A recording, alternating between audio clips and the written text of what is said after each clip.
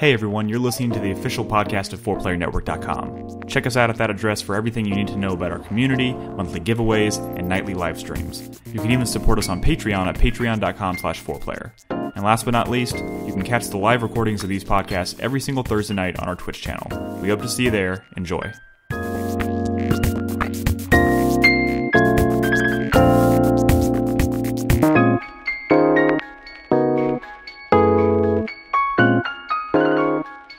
Everyone, welcome to 4Player Podcasts. This is day 2. Oh my god, Nick sounds more excited. E3 2017. My name's Nick Henderson. To my right's Brad Simons. Yo. To my left is Nolan Hedstrom. How's it going, everybody? To Nolan's left is Christopher Davis. Hello, hello. And to Chris Davis's left, at Nolan's left, and my left and Brad's left, my right, depending on the way right. you think about it, yeah. or that, Christopher Guthridge. Hey, how's it going? We're coming to you live from Los Angeles, California for E3 2017. This is the second day. There's only one day left. Feels like the 17th day. It's starting to get a little exhausting. Do you know how many steps I took today, Nick? 15,000? 16,500. You were counting the steps we took for dinner tonight, too. Oh, yeah. I guess I took that many, too. That is today. Am I skinny now? Am I magically skinny? That's a lot of steps. No? No. No, you're definitely not skinny yet. Damn it. I'm sorry. You're radio skinny. But if I tracked those steps, would I be healthier? Yeah. You would. See, that's what I don't understand about tracking steps. In your It's just mind, counting you how would. many steps. Yeah. It's supposed to be the metagame of it, Brad. You're supposed to wear the bracelet, it has you count your steps, and then you're supposed to reach a goal. You're supposed to want to get more steps. I did that, but that goal was never that hard.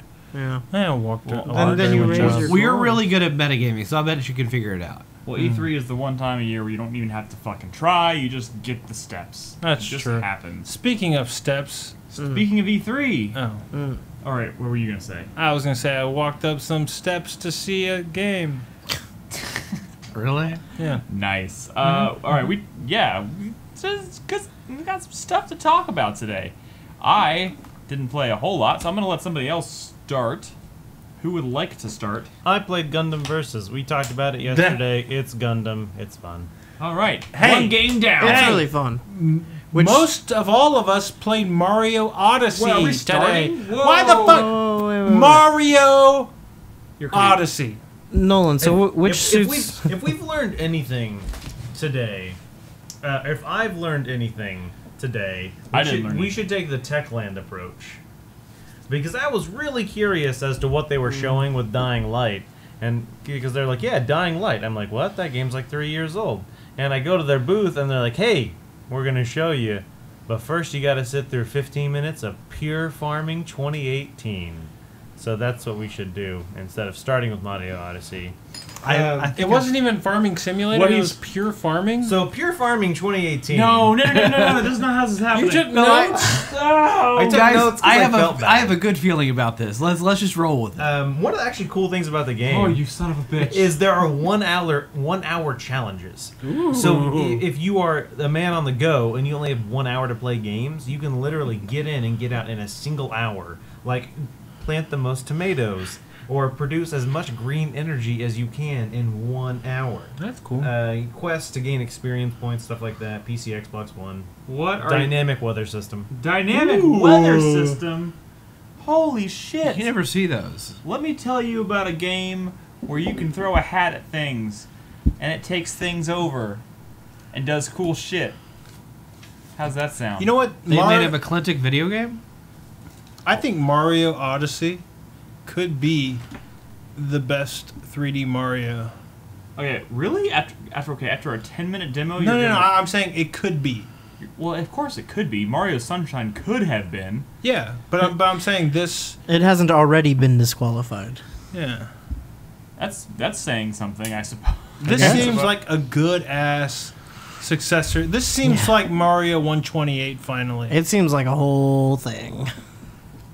Yeah, it absolutely does. Did we all play it today? Yeah, I got around to No. playing it. Except for okay, so this was the crazy thing. That line to play Mario the line to play Mario yesterday was massive and it was unruly and it was just ridiculous. Like you walked up to the Nintendo booth and it was just like just just waves of people trying to push themselves to the front to play Mario. And that turned me off of playing it. So Today, they changed their entire system, and it was this like meticulously crafted like line that wrapped around the entire booth and into the back of the expo hall, and like they had people like waving people on, and then when you got to the actual front of the line, it would split people up into like 4 even rows, and then divvy them out amongst the booth to play like one of like 40 different stations.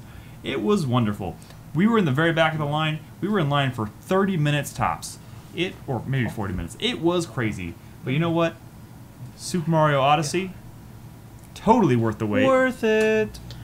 That It was really good. was so good. It was really fun. I'm gonna let somebody else lead the conversation. Who here jump roped in Super Mario Odyssey? Well, first of all, they gave you the choice between 2 demos. yeah. You play. You of course went to New Dong City. No, I didn't. Oh. I did. I played the sand level. I did. Oh, it's the same level. Crispy, did you jump rope? No, I didn't jump you should rope. have jump rope. Did you drive a race car? I drove a moped, a scooter. I didn't know. A race car. I jump roped 34 times. World record. Damn. Did you kill a person? I did. No, but I jumped on a bunch of people.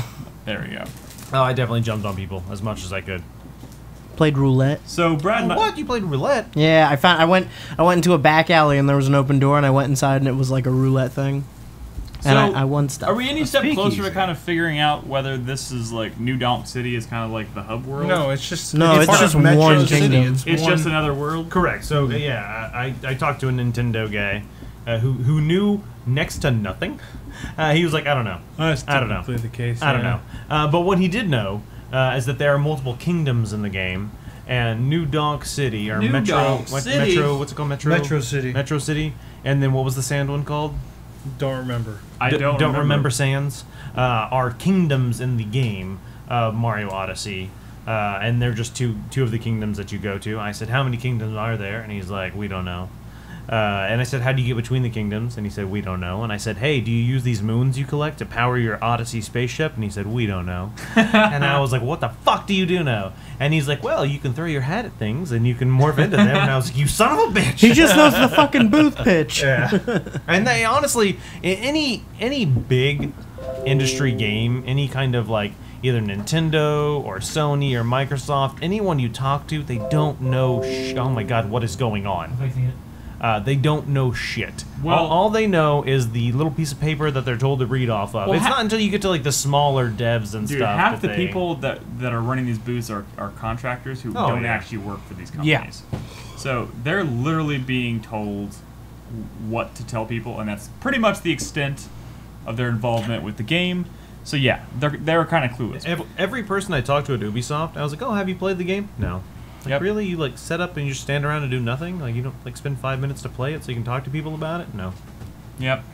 Although there was a few. Well, we'll get to that later. Let's focus about Mario right. Let's focus on Mario right now. Yeah. It's Why- cool because it's open-ended, it's full of secrets. Finding all the different moons in a level is like A cool thing. and I tricky. can also be. I might be crazy here. I also feel like that controlling with the detached Joy-Cons feels really comfortable. I would. No, yeah, I enjoyed it. Yeah. It worked. I would prefer a controller, but it worked. Oh man, well, then again, I played all the way through Breath of the Wild and loved playing with the Joy-Con, the Joy-Con grip, Correct. Yeah. everything. So One thing I really enjoy in this game is collecting a moon. Is that what they call them moon? Moon? Yeah, they're just moons. I was hoping they would call them moonshines. Moonshines? Oh. dude, that'd be perfect. See, every I time- could work for Nintendo. every That's time- right. Toast brings up a good point. Moons are kind of like jiggies. Yeah, no, they In are. Banjo Kazooie, Yeah, like the way they're like kind of all over the Just place, and the way you everywhere, get yeah. them through like mini games and stuff. Which Mario 64 was kind of like that, but not as much as. Well, it's it like is- in Mario 64, it's the, like you the go into. levels feel more banjo-y. Well, yeah, Mario 64, you would go into a painting, there'd be like 6 specific tasks you had to accomplish to get 6 different stars. In this, it's like you go into a kingdom, and there are like, I don't even know how many smaller like things you can do, secrets you can find that will reward you with Moons. moons. there seems Okay. so many. So and some are more grand than others. that's Some what I will was trying to require talk more about. stuff, is the fact that I enjoy the fact that whenever I collect a moon, in this case, it doesn't like halt my gameplay experience, and that was kind of one of the frustrating things about Mario 64. It would spit you back out. Correct, and I understand why, and that's because with every star they kind of changed the level, and it was because they were working with a very limited, they only had such a large level they could work with, and so they would change the level slightly to make it feel different, even though you were in the same area. And so instead, now they just have fucking moons everywhere. And yes, like you were saying, some are slightly more important than others, it seems. Yeah. I don't know why.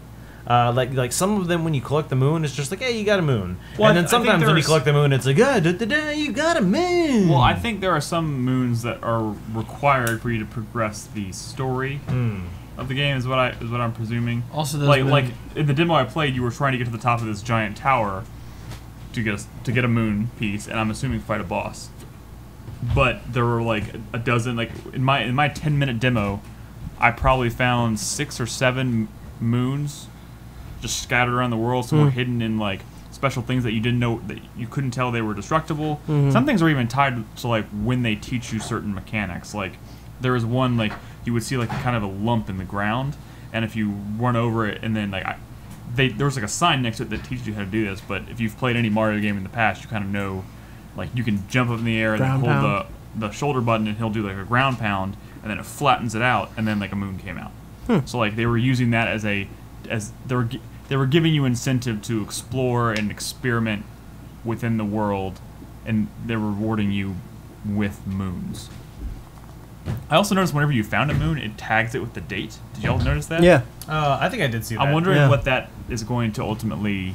I think it's just more of a just kind of information. I mean, the information's there. Why not share it with you? Yeah. Just mark some of your progress. I'm just wondering if it's going to show you like a readout at the end where it's like you found It could possibly do that. Another cool addition to like just information or whatever is similar to old school. I guess Mario 64 was the first, or sorry, Super Mario World was the first game that had the flags as checkpoints. In this game, there are checkpoints spread throughout the area, and when you interact with them, the flag goes off. But then you can actually fast travel between all of those flags, which I think is fucking brilliant. Just because these levels are so large, and it might be a situation where you see the moon, or you see somewhere you're like, I'm not exactly sure how to get there. Maybe later on you learn a new technique, or you kind of like realization of how the mechanics work, and be like, oh yeah, I remember that moon was there. Should be just the ability to just fast travel to another part of the level is really nice. Dude, you know what my favorite part of this demo was though? Taking over those bullet bills, man. Bullet bills were cool. Like flying those things around, you can press the button to accelerate, and you slam into things and explode, or you can use it to get across. Like there was a moon on a floating island, kind of like pretty far out away from the actual level itself. So I like took over a bullet bill and like sailed out over the sand and managed to get that. I moon. did that too. Oh, it was so pretty cool. So cool. Did you ever find the golden tiger you can ride around on? What? Yeah, it was in that first Mario Odyssey trailer. It's like looks like a little golden statue tiger, like you'd see out in front of.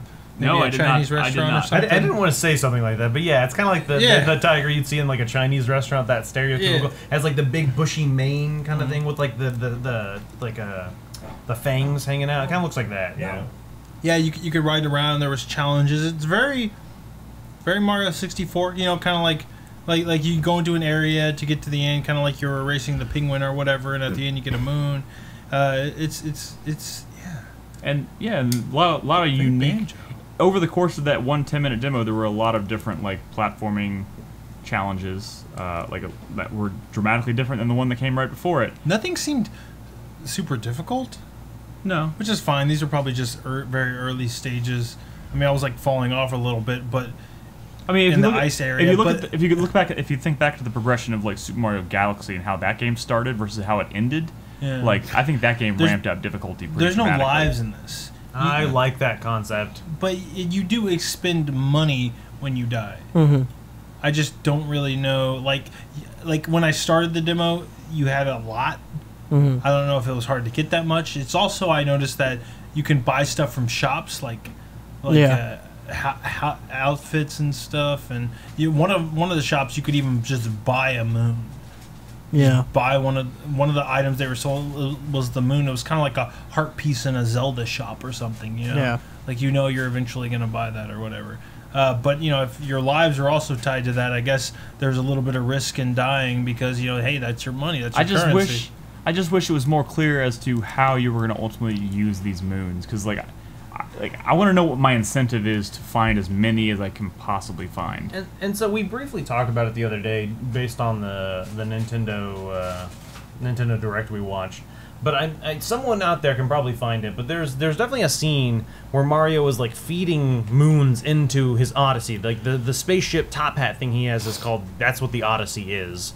And he was like feeding moons into it. And my assumption still, even though I asked the Nintendo guy and he's like, I don't know, is that you probably need those to fuel the ship to move it around to the different kingdoms. I found an NPC in New Donk City that says that they use moons for power. Well, for there you electricity, go. So there you go. It's probably just like... you need to have a certain amount to go to the next gates world. In the hub for Mario 64, you were gated off by how many stars you had. Yeah. I'm sure it's something similar. Probably. Hopefully the overall structure of that galaxy or whatever it is that you're flying around is somewhat interesting and it's not just Multiverse. a bunch of areas to select. I mean, it probably will be, I guess, but I don't know. It was good. I mean, it was good. It got me nothing but excited to play this Yeah. game. Honestly, I had a bit of a day. Tough luck, and I was kind of down, but Mario picked me back up, cheered me up, made me excited again. Turned it around. Turned it around, made me excited for video games. Yeah. What else we got? Pure farming? No, we're not going to talk about farming. So one thing I do want to say about Mario Odyssey is I'm curious as to if you will get to play as other characters. Because, you know, in previous games, that was kind of, I don't want to say more difficult, but I mean, the last Mario game, you could play as Peach and Luigi and, you know, whatever, and Toad. I don't understand why you wouldn't be able to do it in this. It's just we haven't heard anything about it yet. Good question. But you can play as everything with your hat. That is true. You can can be become everything. almost anything. Oh, that You was can so become cool. a Tyrannosaurus Rex. You can become a tank. You can become... You Dude, name my it. first after watching the trailer and everything yesterday, my first instinct when I started that demo was to like immediately run off to the sides and try and like they had these cactuses that were out in the distance. And I was like, I'm gonna run to those cactuses and throw my hat at it. Of course, in this instance, nothing special really happened. I just kind of broke through the cactuses and collected some coins. But like, I already feel this like desire to like throw my hat at everything, and eventually you're gonna find cool secrets and things that you can do by possessing it with your hat. And that's fucking cool. Toast, you're wrong. Luigi can throw his hat. Peach wouldn't need a hat. Peach would throw her crown, or tiara, and Toad wouldn't throw his hat. He would throw his pants. His pants? Yeah, and if you play as that. Yoshi, he wouldn't throw his hat. He would just throw his tongue. Who says they need to use the same hat mechanic? Or Well, the whole point of this is Cappy, the hat, is a, like, I don't know what the fuck it is. It's a Sentient mystical, hat. magical, sentient hat that kind of takes over Mario's hat. guys, I'm trying to think of like they could go. You've already seen kind of between New Donk City and this sand level, like I don't know what we want to call it. I'm trying to not call it, but You can call it the desert. Desert Kingdom. I think it does Yes. have desert in the name. yes, Yeah, Desert City or something. We're gonna call it desert, the desert world, and New Donk City. But like some of the things they've teased in the trailer, God, there's so much potential for so many cool fucking kingdoms. And like I'll be honest, I'm kind of like, were they teasing like an actual like dinosaur world where like it's not like Yoshi's, it's like fucking dinosaurs? In Super Mario 3D World, I mean, besides the fact that you can possess the Tyrannosaurus Rex, which we've seen, Yeah. In Super Mario 3D World, there was a dinosaur, I think, like you raced or you raced on. But did it look like an actual like that? No. That trailer was meant to throw you off because the T-Rex looked like something out of Jurassic Park, not something you would find in the Mushroom Kingdom. And the regular humans and the taxi cabs and Yeah. New Donk City. They're no longer very off there? They're no longer restricted to making everything look like it came, like stylistically came out of the Mushroom Kingdom. They can literally make anything. So that means the T-Rex can be a thing. Yeah, totally. And Not if to it mention is, the World War fucking II tank. cool. Fucking cool. You know, it's just kind Although I of... was kind of hoping that was maybe a new Turok announcement, but it wasn't. Me and Nolan Also played some Mario XCOM. Yeah, Oh, Mario you plus did? Rabbids. Fuckers. Yeah, fuck us. Because Okay. we played it. All right. Well, Smell my fingers. All over the controllers. okay. I don't want to. Tell us about Mario and Rabbids Kingdom Battle. I'm still confused as to how this game works. In terms of when you're outside of It battle. seems like the structure between battles is super simple. It and seems like a straightforward. weird linear kind of thing where you Yeah. just run down a corridor, and then between battles. I don't know if it's more than that. One thing I will say is think of Mario 3D World, where you're kind of just running down a corridor with kind of less exploration. But one cool thing I did encounter was. They're trying to merge, Mario gameplay. I guess I don't fucking know what Rabbids gameplay is. But at one point, I found like a maze, and it's one of those stereotypical mazes they do in games where when you run up, it's just like it's a grid. A wall pops and up. a wall pops up, and it's like fuck, and a wall pops up. Like fuck. Zelda. Yeah, like Zelda. But in this one, there was the red coin puzzle. So when you get that first red coin, it does that noise, and then you have to collect them all. The countdown. Exactly, and I was able to collect them all before the countdown expired, and a chest appeared, and inside that chest was a new fucking weapon. I was like, oh, that's kind of cool. That like you can. I don't know if you fail it, if you can try and restart it. In most Mario games, usually when you fail that red coin challenge, you have to restart the level. But I don't know how levels work in this game because it's it's weird.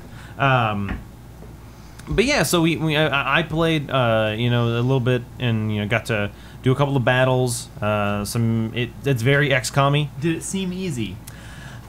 Yes. You just have way too much health. Yeah, well, and I think it might have just been what we played was probably super early in the game, like tutorial type stuff. So yeah, they might Or have it may made have just things, been bulked up for the demo. or that as well. Like you had 200 health and enemies only had like 70 or whatever. But the one mission I played towards the end made things quite a bit more difficult to the point where I don't know if I would have even been able to defeat all the enemies, but that wasn't the goal. Instead, the goal was literally just to get from one end of the battlefield to the other alive with one character. That's all you had to do. And the challenge behind that was those bigger Rabbids that I don't want to say the Donkey Kong ones. I don't know how big, but they were the much larger ones that have like the big like bricks they can pound on the ground. Started spawning at the end of the battlefield that I started on. So as I progressed forward, they started spawning there. It's like, well, there's no fucking turning back. And the battlefield in the center was a chain chomp. Yeah. Which took no damage and did a lot of damage, but it would attack the Rabbids too. So I always tried to position myself in between it and a Rabbid, so it would maybe attack them. That's smart. Yeah. That's smart. Would it have been possible to actually release the chain chomp? No, it was moving on its own. It wasn't tied down. It was just jumping around. It just started in the middle. Okay. I did encounter a few new weapon types. Which has some promise. So there was a weapon that had the bounce ability, like we did see in one of the trailers that set off the Overwatch, which is kind of cool. I found a weapon that has a like X% chance to, what's the word I'm looking for? Initiate? No. Immobilize? Not immobilize. Like, what's the word for when someone takes like effect of something? What's the word? That's what I'm looking for. To infect. Infect to. No one's helping me. Instigate? I don't know. Like if I were Try explaining it. Try explaining it again. Yeah, Indoctrinate. thesaurus. No, like if I were to hit you with something that could potentially cause acid, and it does, to Proc. No. Chance of success. no, like there's a a- fucking like word. a- like There's a- a word in the English dictionary that is the exact word that this is. We don't know words. Why is no one helping me? I really don't know. Impart? Not impart. Like. I don't know, whatever. Inflict, I guess. Inflict is the best word. Yeah. Inflict acid Yeah, damage? so I guess the law goes, inflict. That's what, I don't know what the fuck I'm Let's talking go about. with So anyway, inflict. it's a fucking honey gun, and there's a 30% chance to inflict honey on the enemy, which literally just sticks into the spot so they can't move. And I'm like, that's actually really cool. Like, why has XCOM never done something like that? Yeah, XCOM, you suck. Where's the honey damage? There was another weapon I found. So when you're in the hub world, you can just go to, I don't know the terminology they use, but Here we go again. You can go to the main base or whatever, which is just a thing that pops up, and you can buy new weapons with the coins you find just running around the world, which makes me want to collect every fucking coin I see instead of just normal Mario games you run past them. Another weapon I was able to buy did a percentage push damage, which is good because you can literally push an enemy out of cover. Even if you aren't able to kill them, you can move them out of cover without having to destroy that cover. And those are the only ones I mean, there's obviously a lot more weapons, but those are the ones I found that do that damage. Each player had like a special ability. I think Mario might be the only one with Overwatch, because that was like an ability he had. The Peach Rabbid had a healing ability. I think it was the Luigi Rabbid had the ability to make himself immune to any status effect.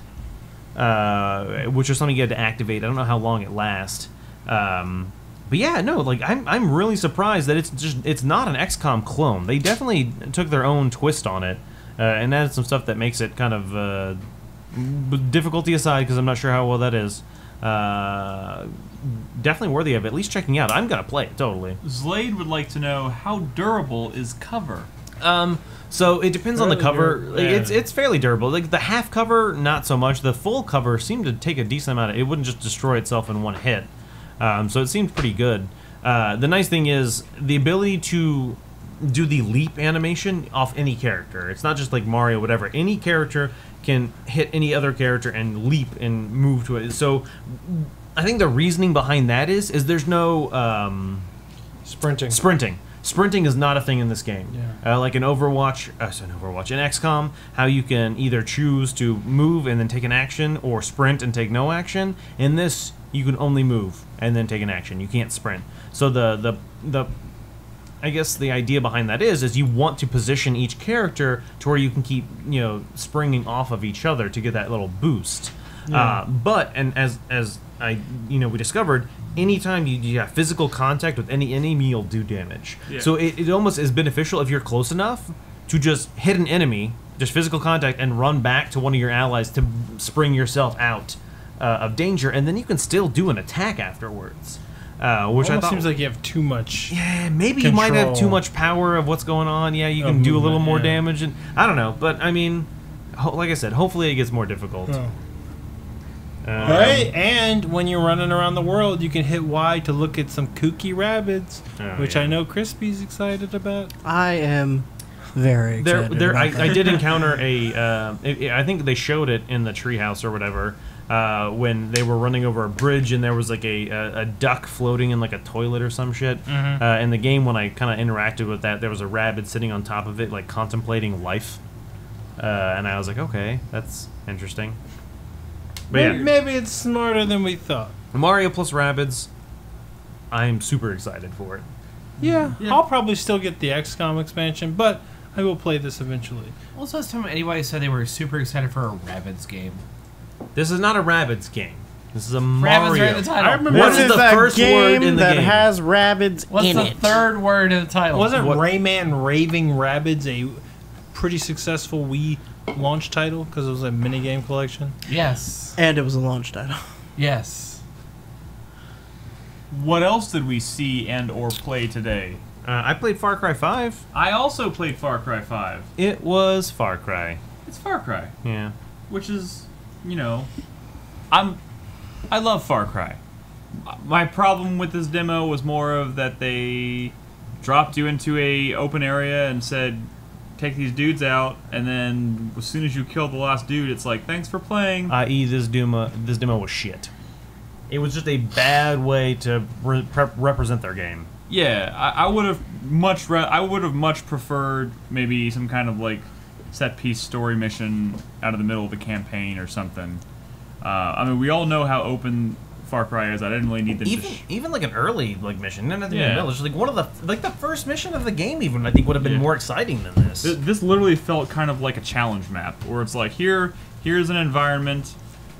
Take it. I literally think it was like 7, maybe 8 dudes tops. I think it was like 9.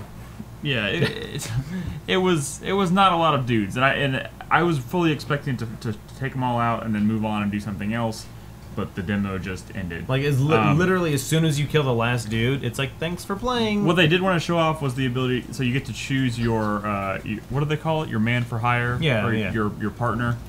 Mercenary or whatever. Yeah, so Merc for hire, something like that. And she said the most popular one is obviously Boomer, the dog, because he can fetch guns for you. I think he can attack people. And that You was, can pet him. Yeah, you can pet him. I did pet him. The funniest thing happened in my demo, and I really wish I would have been recording somehow, because at first I started playing very stealthy. You know, I was like sneaking up behind dudes and snapping their necks, and everything was going well. And then I was like, fuck it, I'm just gonna kill some dudes. So I start shooting dudes, and firefight breaks out, and there's explosions, and guys are running around, and all of a sudden, like off in the distance, Boomer just comes into view, and he runs across the screen on fire the whole time. And I'm like, what the fuck is he doing?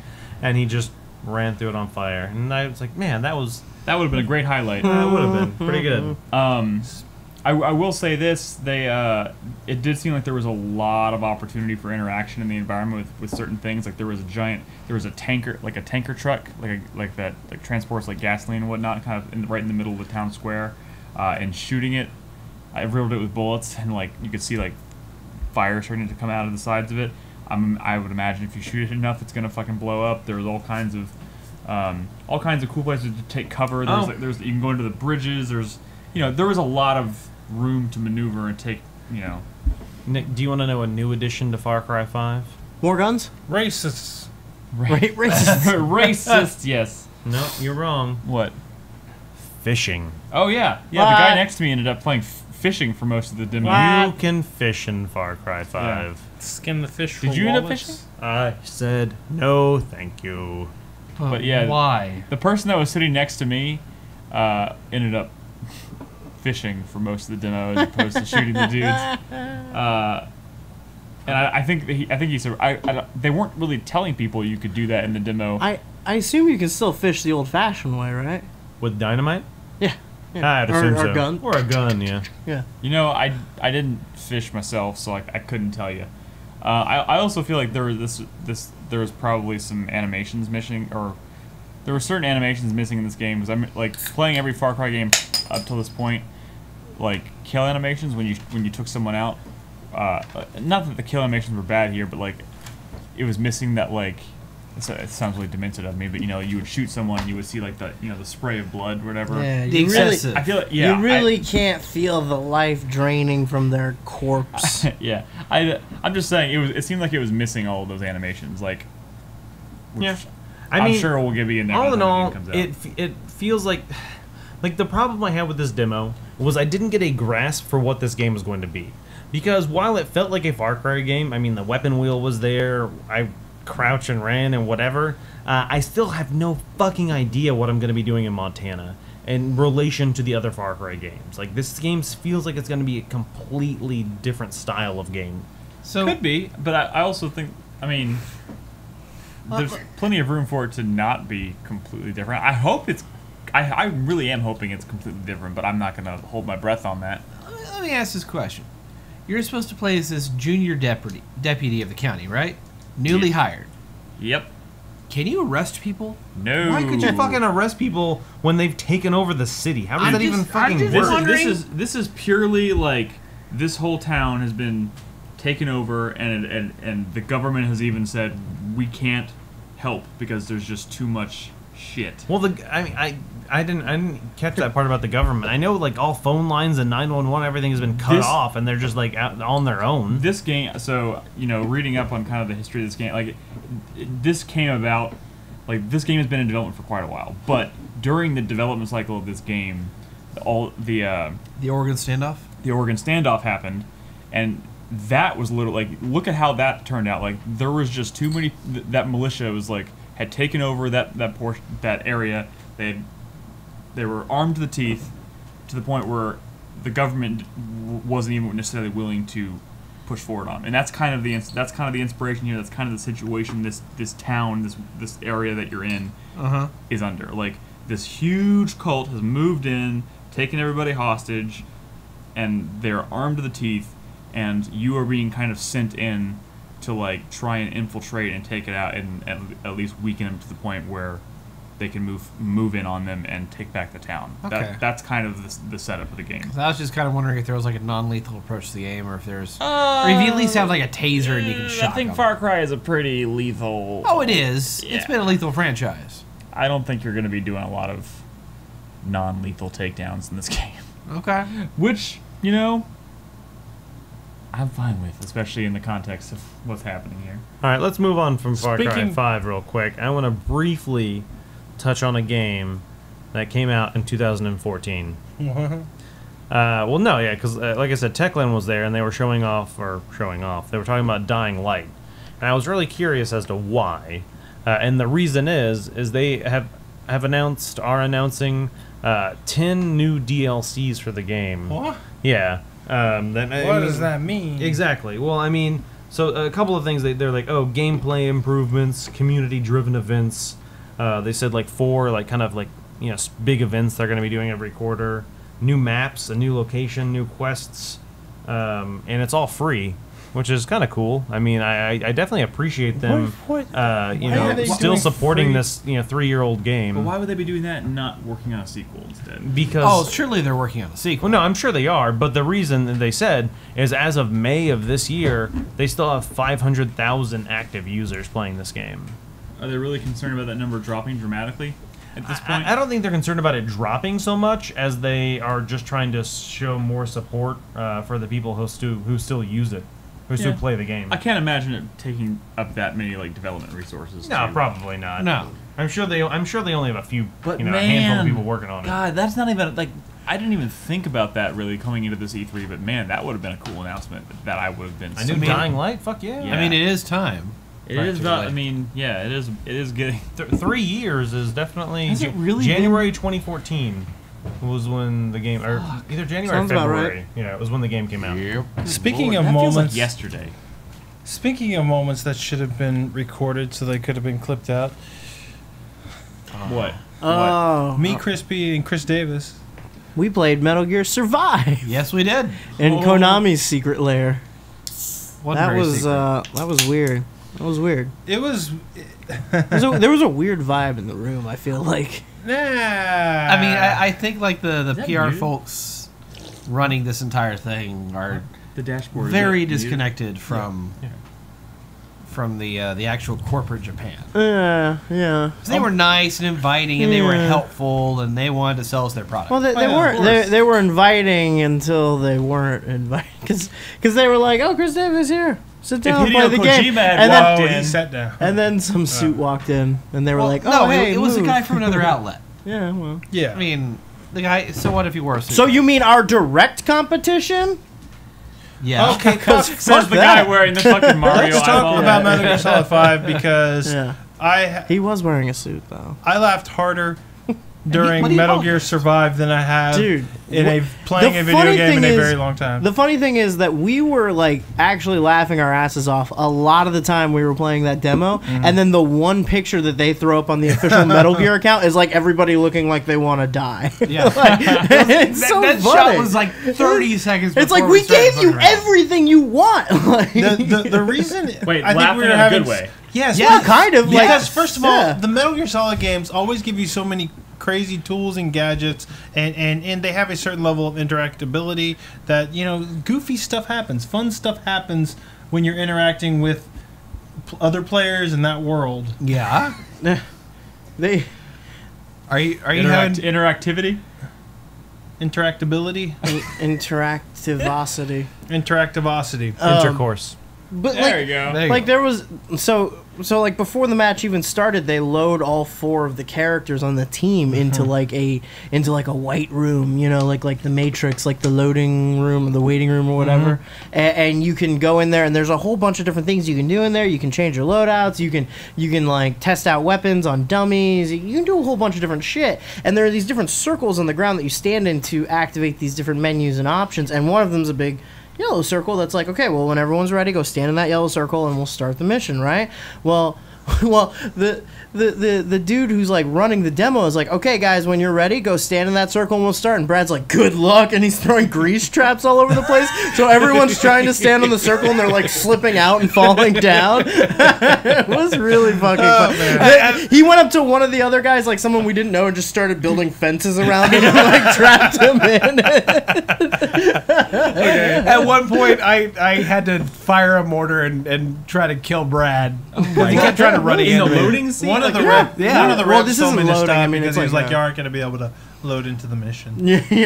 They were like, please stop. Oh my goodness. But for those 2 minutes, it was exceptionally entertaining. Okay, that's bloody. Well, So most what does likely- Metal Gear Solid Survive? What most likely happened was they saw you having so much fun, so they came over to like snap a photo of you having fun, and then like maybe like the screen was loading, so you all just kind of sat No, there. it was before we started. Oh wow. Yeah. Okay. Yeah.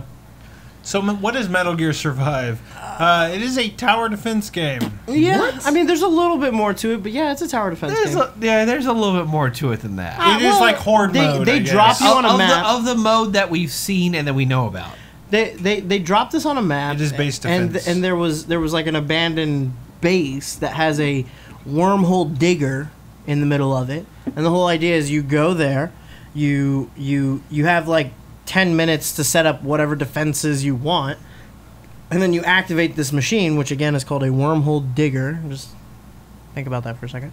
And then they start sending waves after you.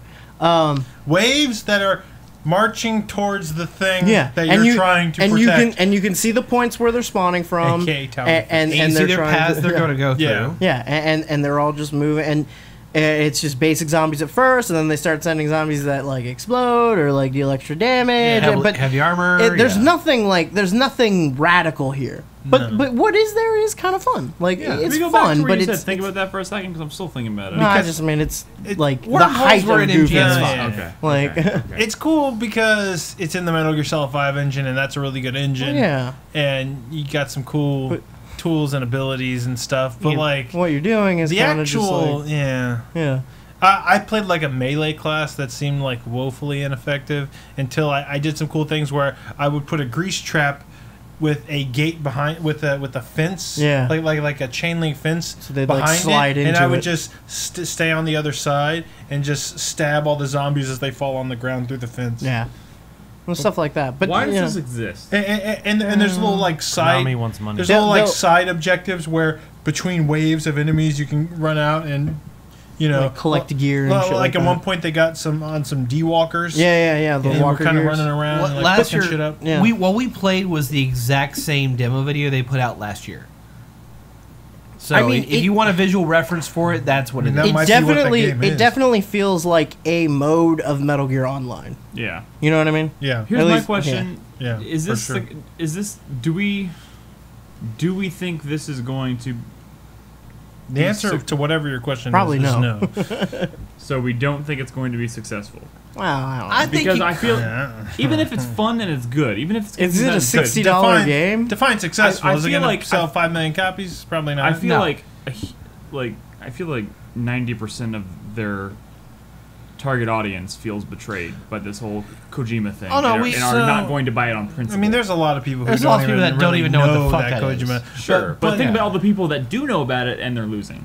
No, I mean, listen, that's if, a lot of if people. the game's cool, if the game's good, people are going to buy it. They do say that there is going to be a single player, even though they're not talking about it at all. Yeah. And I think I read some stuff to say that it's like a densely packed single player, whatever the fuck that means. involving base building and a It's lot of densely crafting packed, and things Brad. like that. So, like, I was kind of envisioning that single player might be something along the lines of, like, State of Decay. Because the way they were kind of describing it, I mean, the way they were kind of describing it in, like, the little presentation kind of sounded like they were kind of hitting the core tenets of what makes State of Decay interesting. Because most of the props you find out in the environment can be collected and broken down into resources that you can use towards crafting ammunition, items, Is it weapons. open world? I mean, the we were area just was- defending a wormhole digger. So, I mean, I fucking know. it- I mean, there was a base. Yeah, we really didn't look at the map at the time. I mean, you really don't have... In that demo, you really didn't have time to. yeah. You really just had to get to your base, activate the digger, put your fences, and fight like hell. I mean, it was kind of dumb. Like I don't know what this is. I mean, That's really weird. It's not the next Metal Gear game. It is definitely something that could have been a mode or DLC in Metal Gear Solid 5. Yeah. The fact that they're not, that the 5 isn't a part of this title anywhere is kind of Weird. unfair because this But- is an extension of Metal Gear But Solid 5. I mean, if this was like a $30 expansion to MGS5, Well, are they selling Would this you at say full that's retail fair? price? no, this is Dude, I was gonna they're say saying it's not full price. I was gonna say if this was like $30, and if it was coming out in a time where there wasn't that much other big shit to play, I would, me personally, I might throw down the money for it. But There's I a mean, lot I of don't tower know. defense There's games that are like $15 that seem like they have a lot. As I was playing this, I was like, I feel like Orcs Must Die is like a much better game than this. I mean, there's no tower defense games with like Metal Gear Solid fucking fighting mechanics in it. I mean, sure. I mean, So- not literally, Just because not, you can but that doesn't mean there's not you like. should. And again, we don't know if there's a whole lot we don't know about this game. We don't know what's beyond this We mode. do There know might- it's been delayed to 2018. Yeah, they have said that. Just putting that out there. Yeah. That means nothing. No. But what's going to be the next real Metal Gear game? Dude, does anybody even want another Metal Gear game without I mean, Hideo I'm Kojima's interested in involvement? like what kind of like craziness that could be. just Just like- morbidly curious Yeah, at least. Yeah, just What like morbidly curious. I'm very excited for Hideo Kojima's plastic lever. What? God damn it. Oh, is that a Metal Gear? Yeah, plastic lever. Oh. Yeah. Oh my god. God damn Moving it. on. Ellen. That was awful. Fuck you, You Brad. killed this. That was awful. Way to kill a conversation. Jesus. Boo. I'm sorry you're Boo, not clever. Nolan. Boo. Oh, man. Crispy got it. Hey. I enjoyed my time. I know on we're Mario kind of Solid. jumping around all over the place here, but can I get this one out of the way? No. Sure. I played some Assassin's Creed Origins.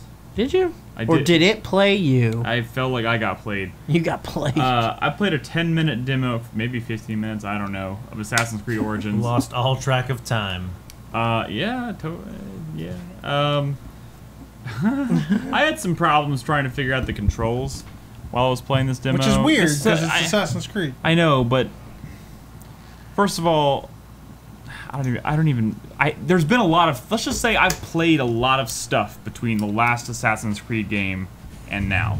So to jump into a 15-minute demo and not be given any instruction really, it's just one of those things where they give you like a placard with a controller and it's like, look at all these things you can do. And you're like, Yeah. oh shit.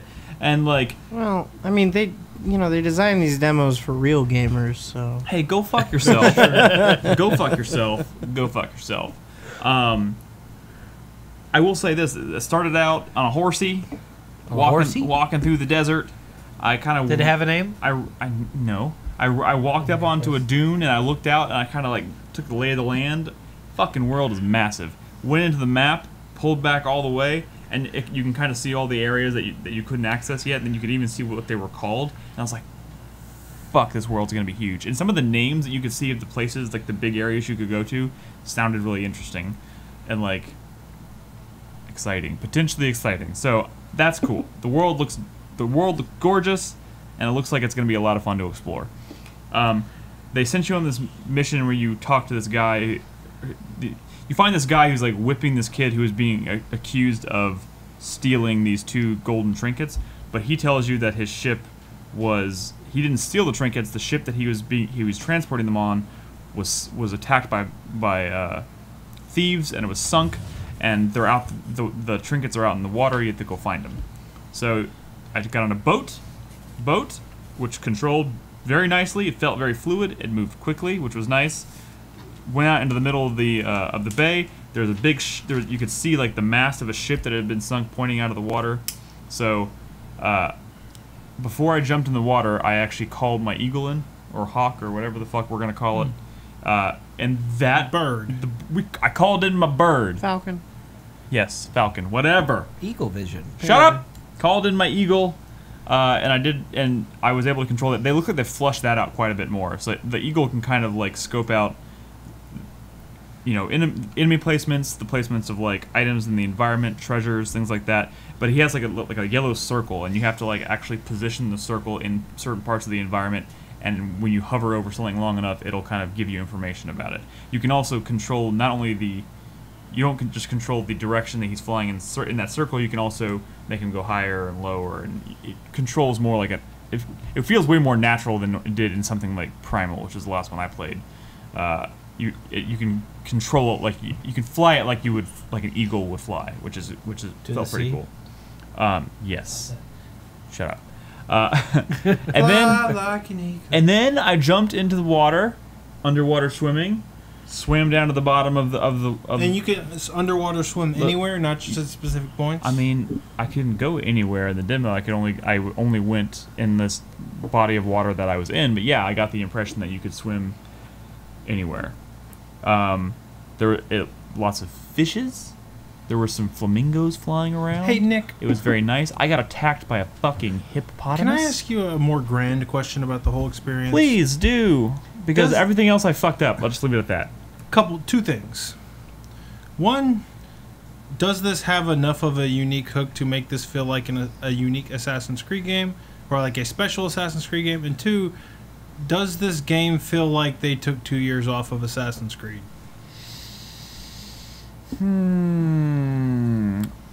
Well, I think when I went into the menu and I looked at the character customization options and that kind of stuff, I got that sense of like, oh, this feels pretty new, fresh and new for the series.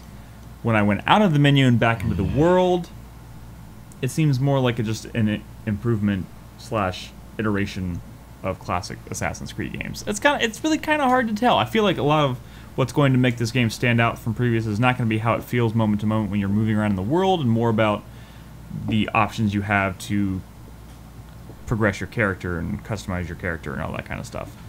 But like I said, I really fucked this demo up hardcore. Like I couldn't even remember how to stealth kill someone, and I ended up having to like beat them to death.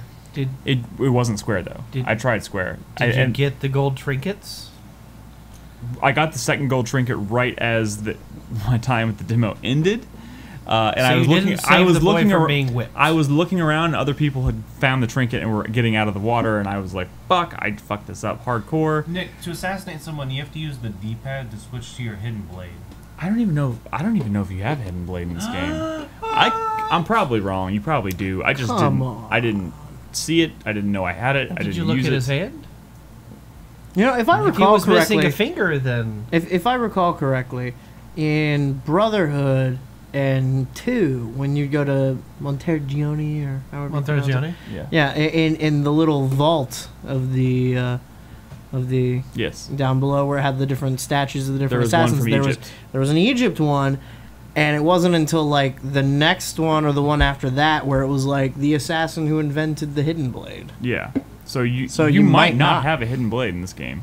Would not surprise me. I In could be fact, completely wrong about that. I but know. That's how I remember. I kind of hope you're right. I You feel. could I hope. I invent. hope they're paying attention to those kinds of details. And to respond to Yak Jack, who says, "Is it just me, or does Assassin's Creed Syndicate look graphically better than Origin?" I don't think so. I think this game looks pretty damn gorgeous in action. It might just be a situation where it's not coming across very well on stream. Yeah, It's like I think one of the difficulties when it comes to taking a gameplay and turning it into a video that you can either stream or show online is that's not the direct gameplay. I mean, it's footage that's been compressed and all this stuff done to it. I think it can be difficult to see what a game truly looks like unless you're playing the game itself. I can Yeah. tell you, when I was playing it, I was like, "This is a damn good-looking game." I just didn't know how to play it. You know what else was a good-looking game? Whatever Chris Davis played today.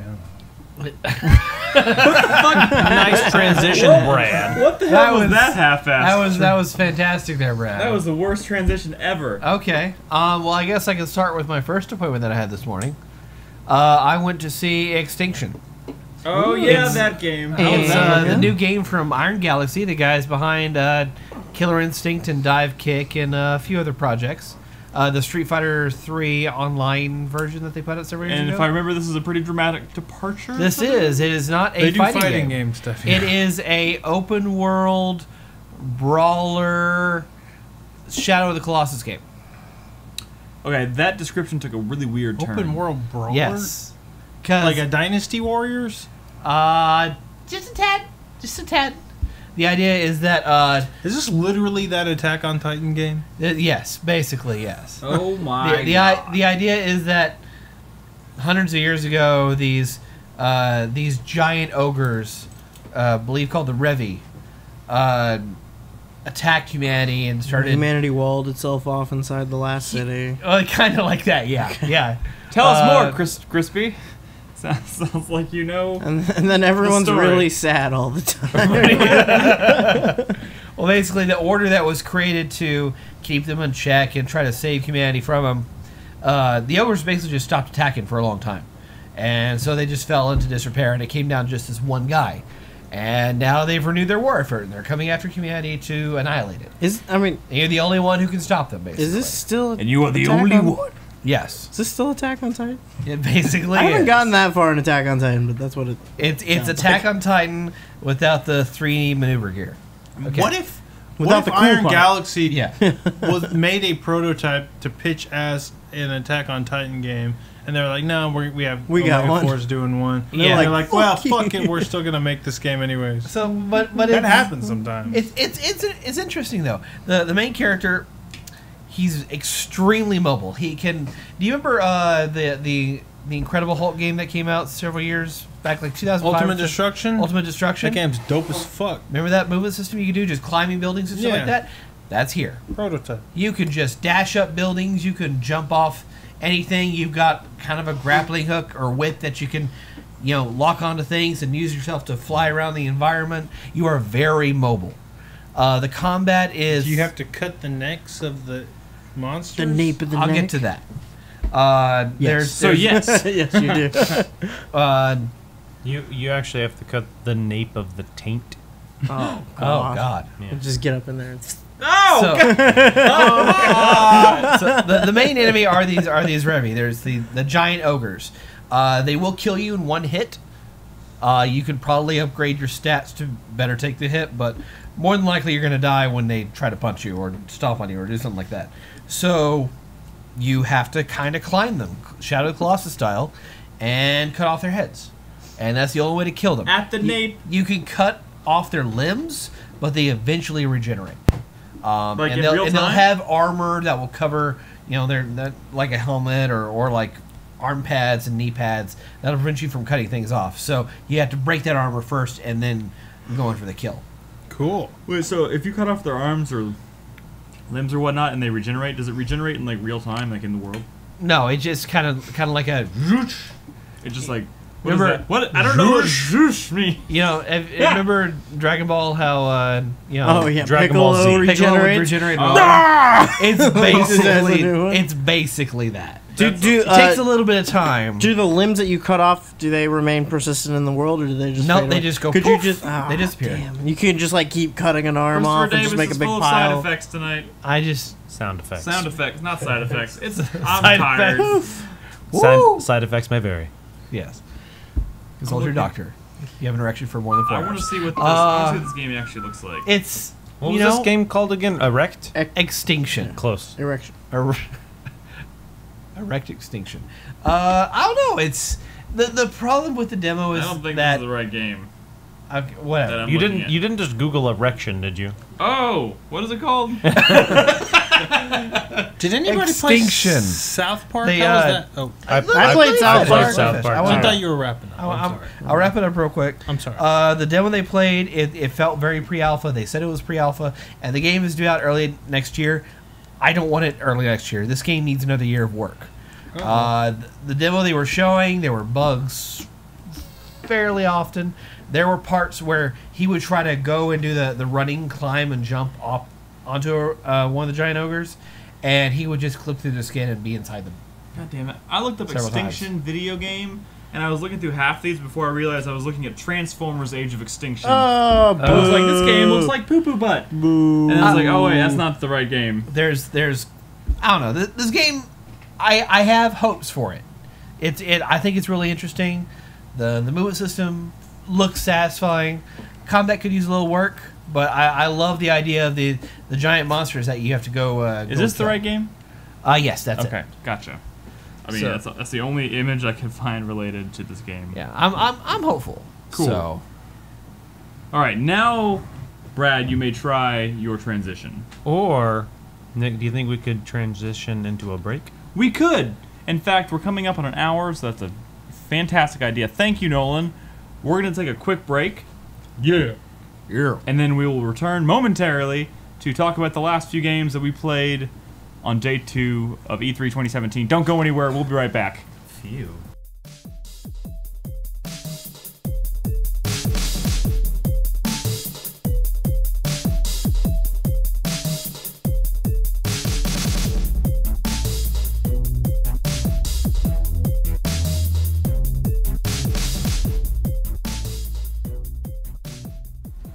Welcome back, guys, to part. Well, nope, starting over. Sorry. Okay. We're not starting over. This is gonna keep going. Okay, I'm ready. Welcome back to the podcast, guys. We still have more games to talk about from E3 2017. This is day 2. Who's gonna start? I got something. Go, Brad. Go. Me and Crispy went and saw Mountain Blade 2 Bannerlord. Banner Lord. I was the Lord of the Banners. Yo, dog, you ever play Mountain Blade? Yo, dog. This is Mountain Blade. It's like Mountain Blade, but prettier. And a little tighter combat-wise, but mostly prettier. Yeah. Wait. They did add some complexity to the shield Yeah. mechanic where you actually Directional directionally blocking. block your shield, which will, if you do it correctly, it will make your shield last longer. But Yeah. Other than that, but the thing is, they were only showing in-battle stuff. they had an um, arena, and then they had a battle where you were in charge of like heavy cavalry, Yeah. and then they had another battle where you were in charge of a unit of horse archers. Yeah, but they didn't show any of like the map and the RPG stuff and the quests and stuff. Horse archers. None of that Well, stuff. mountain archer. It was just combat. Mounted. And one of the things I guess that's new is that you can't actually, you can only control like a single unit of, like like when you're not a high-ranking official in your army, you're just a simple lord or whatever. You're like a sergeant or something. You're just like a sergeant. Like if you're in the cavalry, you can only really control the cavalry. While in previous Mountain Blade games, you'd have access to like all the formations and stuff early on. Like, oh, I'm gonna have my archers here on top of this hill, and they're gonna bunch up, and I'm gonna send my cavalry at the flank, and you control all that. Now you actually have to rise in the ranks before you have the ability to manage the entire you army. go from specialized to kind of more Yeah. generalized. Yeah. But So it was fun, man. yeah. I mean, it's How'd you do in the arena? Shut up, Crispy. Oh, why? This guy over here is Did you acting- not? Did you not kill everybody in the arena? Because I killed everybody in the arena. Did you? Did you not? Okay. Sorry. Wait, he didn't? You Brad, you suck. You killed all the enemies in the arena, just to be clear. I did. Yes. I just jumped into battle, so Yeah. Well, after you died in the arena. Yeah. Yeah. Okay. So you lived and he died. Yes. Okay. how many dudes did you kill in your arena? The arena I think was like 20 something. Okay, I was like fighting 40 dudes. So No, you weren't. Yeah. It's the same arena. It No. was whatever the amount is. However many there were in the arena, I killed them all, and you killed some of them and then died. okay, talk about Mountain Blade, Crispy. That was pretty fun, man. Yeah. Still Mountain Blade. I asked about. Is that the extent of this conversation? I think that's the It's extent. so I mean, Mountain it really. That was the extent of the demo. Was Oh. Well, then let's move on. Moving on to something else. Is it coming out in the next decade? They really wouldn't they? say. They didn't want to talk about it. They didn't want to commit to this decade. They were just like, no. I told him I really just played Clash of Kings, and he was like, Yeah. "That's cool. We really like the mod community for this game and support that." And We're disappointing you for not actually playing the core game. Okay. Hey, I saw a game today.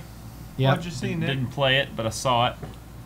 What did your L5 see? I went to a behind closed doors demonstration of Crackdown 3.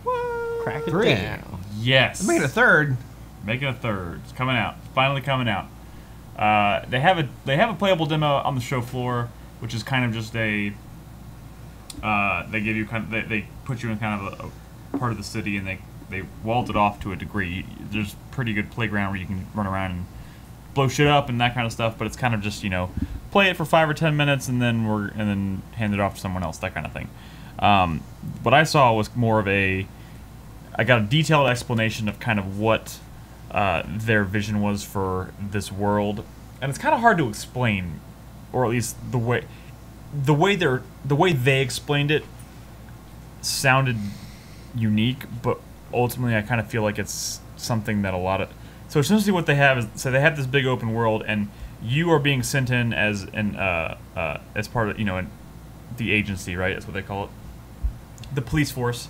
But unlike Crackdown 1 and 2, you're being sent in to this island, which is on an active volcano.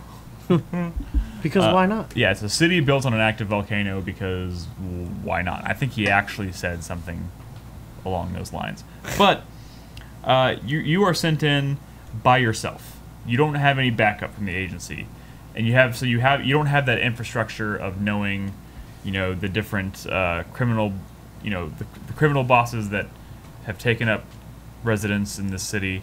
You don't know how the city works. You don't know, the hierarchy of power, any of that stuff.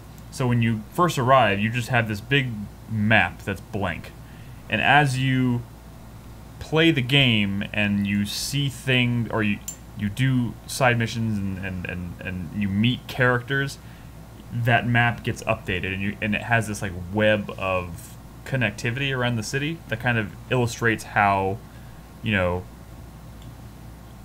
it illustrates where certain characters, like bad guys or whatever, have taken up residence and what parts of the cities they have. So it's like different gangs that have different parts of the city or whatnot. So you are literally kind of learning the infrastructure of the city, and it's filling in this map with this web of whatever the fuck you want to call. Talk about agility orbs. But yeah, when he actually, after he explained all that and just like was like, all right, let's play the game. It was Crackdown as fuck. Like, lots of running, lots of jumping, lots of shooting, lots of killing dudes and seeing orbs fly out of them and then fly into you, and you see all of your meters on the left that kind of fill up for your strength, your agility, and what's the third one? There's 3 of them. Strength, agility, speed, maybe? Is there only 3? I think there's only 3. I'm not sure, but Explosive guns, driving, whatever. yeah, That kind of there's stuff. only 3 in the demo that I saw. Oh, okay. He actually didn't do any driving in the demo. It was all on foot stuff.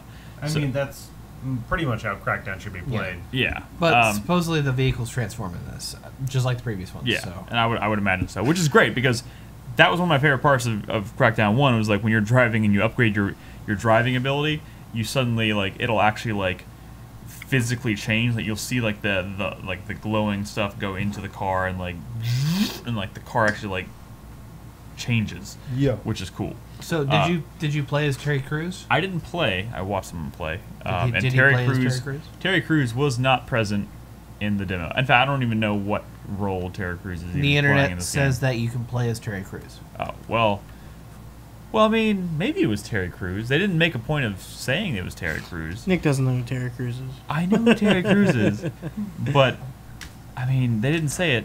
I was playing as a black guy. But I couldn't. My Scandalous. God. But Scandalous. That was I Danny never- Glover. I never saw his face, and he never spoke, so I have no. I couldn't tell you for sure if it was him or not. But no, I'm sorry. That wasn't meant to be shocking. That was just meant to be a Jesus statement of fact.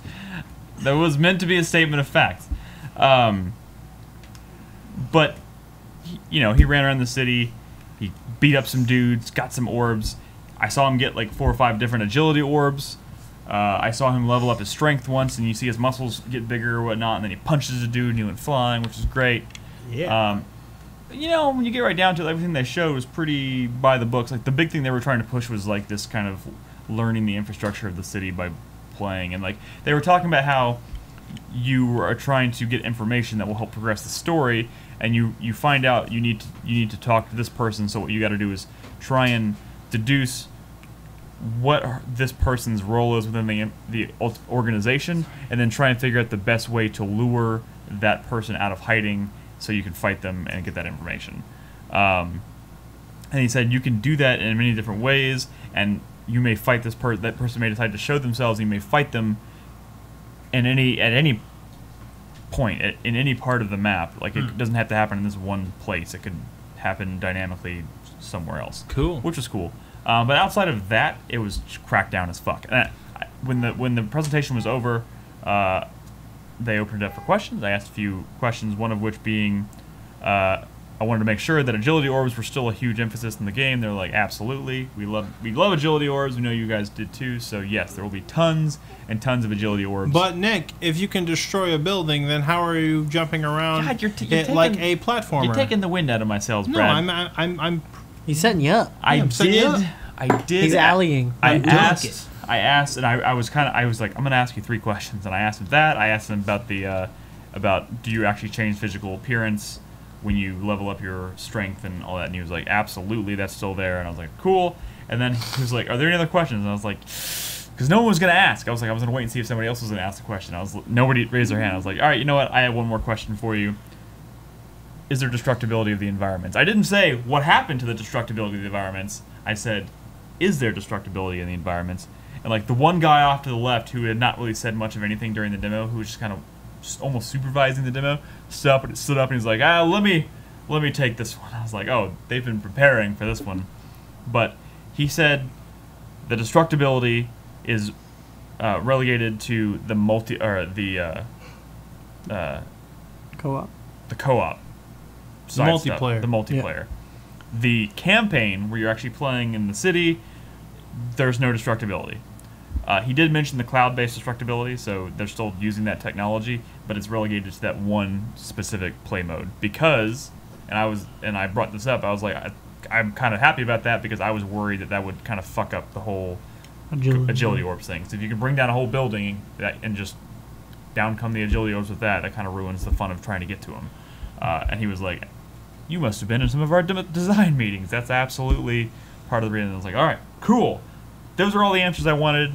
It looks Crackdown as fuck. I don't know for sure if I'm like super excited about it and want to play it for sure. It's definitely going to be one of those games where I'm going to kind of wait and see what kind of response it gets critically when it comes out. But if it's even remotely positive, I'm probably going to play it. Me too. It looks pretty cool. Me too.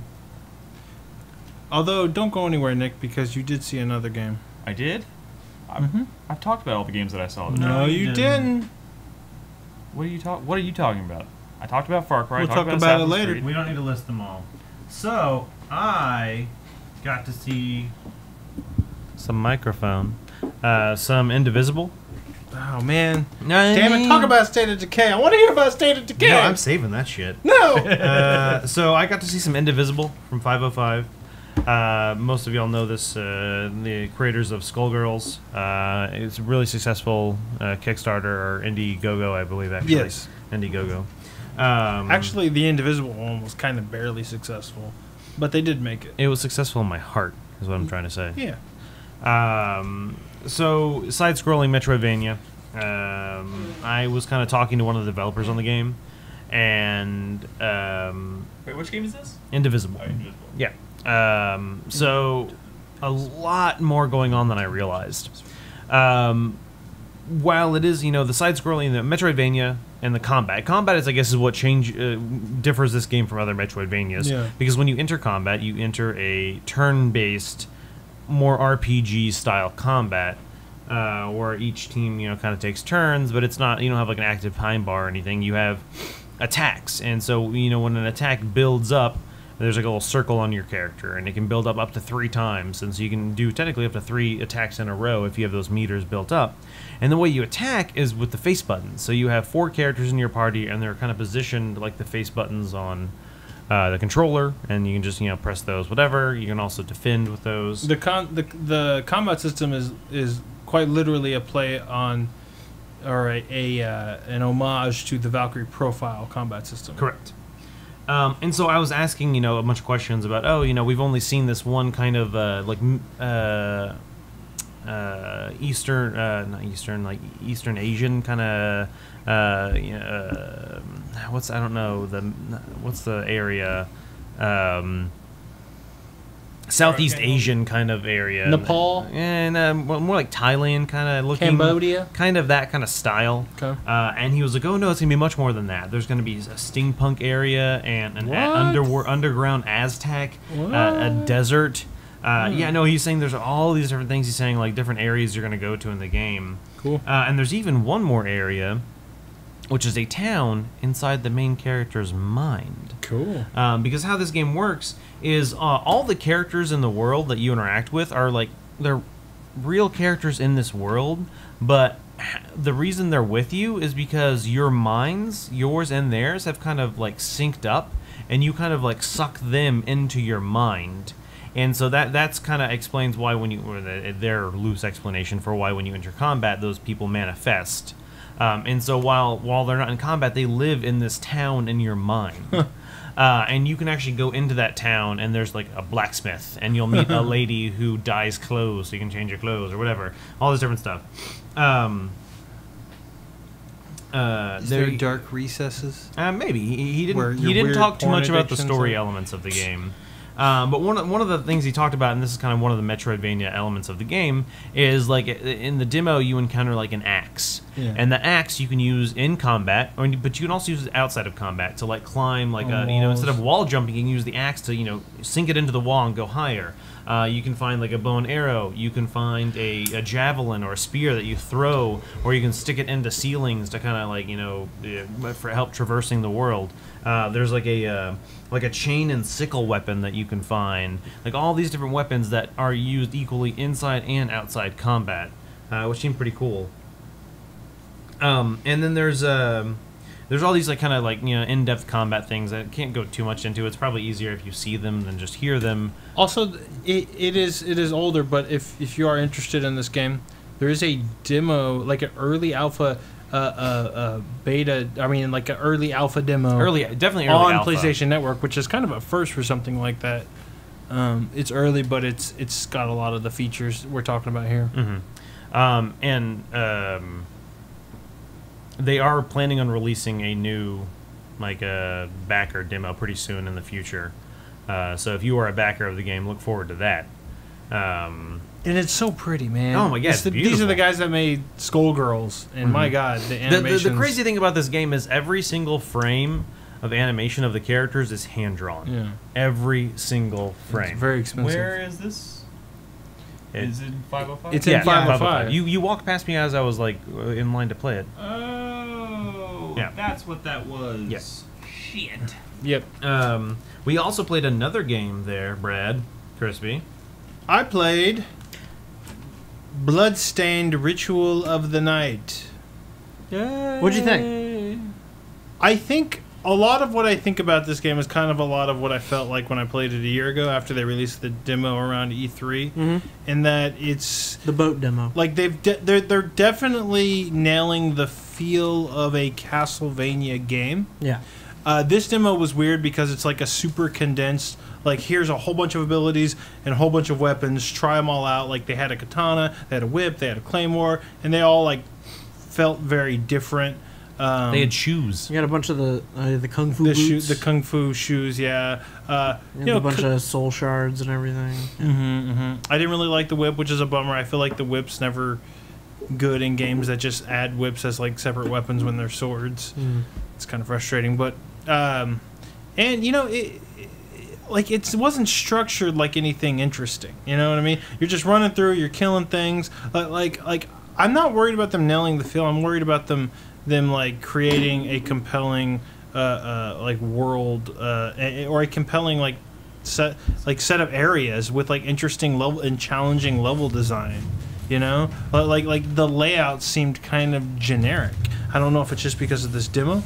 I don't know if they have a lot of plans to make it to is this area literally going to be an area in the game? I mean, they had a boss which seemed like a competently designed boss. The boss was like Bayonetta, but instead of hair, blood. So blood made her outfit. Yeah. I mean the demo area was a straight up like homage to the clock tower from Castlevania. Yeah, it definitely was. But when you say like you're not the do clock you tower, but mean the cathedral? Do you mean like the cathedral? I'm sorry. Yeah. Oh god, the clock tower. Do you mean that like you're more worried about like the sort of like more unique, quirkier elements of like what happens in Castlevania games, like kind of the weird interactions between like environment and items that you have equipped, or like kind of the more puzzly elements that you have to figure out. Everything like this was just seemed like a generic layout with enemies kind of placed randomly around them, but like it felt kind of like it was designed just for like a demo. I'm sure it was, to be honest. Like I don't want this to end up feeling like kind of a cheap knockoff, but that's the vibe I'm getting. It's unfortunate. They really haven't. It does feel like Castlevania. It's scratching that itch. They haven't really shown anything. I mean, in the last demo and in this demo, you're right. It's all just It's combat. It's just this is how it feels to move around the environment. This is how it feels to attack enemies. Here's a boss. But there's none of the like. There hasn't been much of that like kind of more esoteric quirkiness of the game yet. You know. Yeah. And I think that's. Excuse me. I think that's hard to convey in a short demo. It can be, and there might have been something hidden somewhere that we didn't see in the limited time we were playing. But I think it's more of a scenario where it's just, you know, hey, it's a demo of a Castlevania game, so they're going to give you some combat, here's some weapons, here's some familiars, here's some equipment, here's some spells. You know, knock yourself out, try and fight the boss. There you go. It's just it didn't seem to have much of a distinct, like Castlevania is so rich with its, you know, gothic atmosphere, and this just seemed kind of it controlled pretty well, I guess. Yeah. I mean, I don't know. We'll see. Aspects of it impress me. Like, aspects of it look good. Aspects of it don't. I mean, I almost want. I don't want them to. I don't know. I want the game to come out and it just be like completely surprising, like the scope and breadth of it, like to just be. Hopefully, I mean, I am glad that they're like pretty much fully adopting the Soul system from the Sorrow games. Yeah. Because I think that's the best like set of, you know, skill system that the Igavania's ever had. The ones you got in the demo today were pretty interesting. Yeah, were pretty useful. Interesting. And you know, but we'll see. Yeah. Also, I kind of miss the sprite work. I don't think this game. I don't like. Yeah. I mean, You don't like the look of it? it looks okay. It looks okay. I mean, it looks better than Mighty Number 9. But yeah, we saw another game at 505. Nick, I remember now. I'm sorry. you should be. Well, I didn't play this game. Well, But yeah, No. yeah, and not to mention we didn't get the full demo. We got Crispy played. We got the truncated. we got demo. the truncated demo The because truncated we were demo. kind of squeezing in between two other well, appointments and that kind of thing. I just kind of was. we were hanging out in 505 trying to get a picture with Iga, and then these other guys were kind of like, "Hey, what are you doing?" And we're like, "Oh, we're we have an appointment." They're like, "You want to see our game?" Hey, you guys want to play some video games? Yeah. They coaxed us into a sounds back like alley, shady. and we're like, "Oh, They you didn't want- actually you want coax. some- you want some I just video kind of games?" like poked my head and was like, Hey, "Hey, can we check what's this out?" this? And the guy was like, "Well, there's an appointment here, but get in here."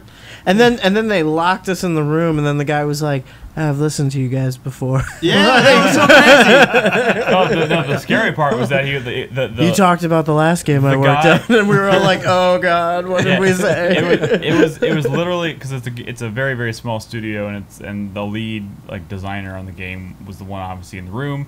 He created the game. He was gonna show it to us, and he was the one who said he listened to us before. And then like the other guy that was setting up the demo started to play the trailer. He's, "I'm gonna show you the trailer, then go through the demo." And he started playing the trailer, and he goes, "Wait a second, wait, pause the game for a second. Or pause the trailer." We're like, He's like, "Y'all talked about my last game," and that's when we were like, and I was holding my breath like. Brad started jiggling the door handle. Like, oh god, what was it? And then he was like, I made a game for the Kinect called Through. He said connect, and we're all like, And who was the one that actually talked about that game? That would be Chris Davis. And Only played it. person on our site that has an Xbox One and a Kinect. That's who. Yeah, that's true. But if I remember correctly, what you had to say about the game was fairly positive. It And was. we all were very positive about the game when you told us about it. Yes. Yes. In fact, we were watching footage of it, and we were like, that looks really interesting, And then you really never played creative. But his new game, His their new game is called The Last Day of June. "Was it June or July?" June. That was June. Last Day of June. Oh. June. Have you ever met a girl named July? It's June 14th. Well, yeah, That's a name. yeah, That is the name. It's not as common as June. Yeah, April. Well, May. it's not the case here. Her What? name is June. He was talking about wanting to make a game specifically for people who think that they don't like That- video games. That video games have nothing to offer them. Yes, people who have that very broad sense, that broad opinion of video games can't offer much to me. And he was talking about how, like, you know, if someone was to tell you they don't like music or they don't like movies, you'd be like, well, that can't be true. There has to be something out there for you. So he was like, I'm gonna make this game that starts out very, very, very narrative driven. So it pulls people in based on its narrative. so the characters, what's happening between the characters, the relationships, all the stuff. And as the game progresses, it slowly gets more and more mechanics based. So by the time they finish it, it's kind of like, oh, I did like this is the kind of things games can offer me. And it's trying. I guess he's trying to make kind of like a gateway to gaming for people. So what he did with this game is this game's gonna be sad as fuck. I'm telling you right now. Yeah. You essentially play this couple that's or you play the what was the boy's name? I don't remember. Are you telling me that the last day of June is a pun? It's a play on the June is sad the nature? June June's is a the girl. Oh. Basically, what happens is they're out enjoying a lovely First of all, you romantic. didn't see the game. Yeah. They're No, enjoy- I'm not moaning at the pun. Wait, I'm moaning at the fact that it's a sad game, and I don't want to play a sad Well, game. it's yeah, it might be really fucked up No, actually like, because the whole conceit of it is that this guy and June get into a car accident, she dies, he's like paralyzed, and then somehow he gets the ability to time travel, so he keeps going back to the day of the accident to relive it over and over again to try to save her, yes, which, always works out well for everybody. precisely. Did in Groundhog Day. Yeah, well, yeah, that's true. But that movie didn't originally have a happy ending. Yeah, and the old man kept dying. So But That's true. the game it has a really beautiful art style, and it's also really creepy. Like the two main characters, like the human faces, they don't have eyes. I which didn't is get a weird. creepy vibe from it. They're. I mean, maybe it's just me. Like the whole them not having eyes thing. It's kind of a weird design choice. Not that I don't It's like not it. like it's just, they have eye sockets though. They just have like Dimples. it's like if you carve. Dimples. It's like if you carved the eyes out of their face and filled it in with skin. they were just like little people made of clay. You're making it sound so disgusting. yeah, you kind of are. They're just little clay Stop being gross, Nick. figures. It was so metal. I mean, hey, It was so metal. you never know. Maybe It was really beautiful. Maybe It was. It was. In fact, the art style of the game made it look a lot like watercolor landscapes Yeah. and everything. Yeah. Like, it was very artistic. One thing he said I thought was pretty cool too is that he asked I honestly can't remember the musician who he asked, but he asked this Is it some weird? it's like a prog rock Yeah. musician to do the music, and he was very skeptical because he didn't care about video games or anything like that. But they put together the demo, which is what we played, which was kind of the couple sitting on a dock and like interacting with each other, and then it starts to rain and they go get in their car and drive away. But it's a very beautiful scene that plays out, and he made this demo for this guy and played it to him, and he took like a sample of his music and kind of overlaid it over the game, and he saw the way his music kind of elevated the scene and was like, holy shit, I didn't know video games could do this. And now he did the entire soundtrack, which I thought was a really cool story. But the demo we played was we didn't get to see a lot of mechanically because it was very early in the game, so it's very story driven, like narrative driven, like I was saying, so you don't get a real sense for how complex the mechanics get. I don't think they're going to get very complex, but it was things like, he goes out and picks a flower and he brings it back to her and gives it to her, and then she puts it in her hair, and then she's like sitting on the dock drawing, and then she turns and gives him the drawing, and in the drawing it was a drawing of her. She put the flower in her hair, and if you had not given her the flower, that wouldn't have been in there. So it kind of changes the way the story plays out, and I don't know how deep that gets, but it seemed pretty cool. Yeah, I'm looking at screenshots here, and the eye socket thing, and that's actually kind of creepy. Yeah, see, it's creepy. It's some creepy shit. It's creepier and out of context. It looks kind of like like there was one thing. It looks kind of like something out of Nightmare Before Christmas. Maybe. If they didn't have eyes. But overall, it's a pretty beautiful game. I have a feeling it's gonna be sad as shit, or or really uplifting. I don't know. It could be either way. I mean, But one way or another, I think it's probably going for probably that real emotional. good sad edge. is good. Yeah, good good. sad is hard to do. yeah. So we'll see. He says it's coming out this year, so I'll check it out. Show. It's called The Last Day of June. Yeah, I like it. I mean, I liked what I saw. Cool. That is officially the last game that I saw or played today. Speaking of things that we liked that we saw, I played South Park and the Fractured Butthole. Yeah.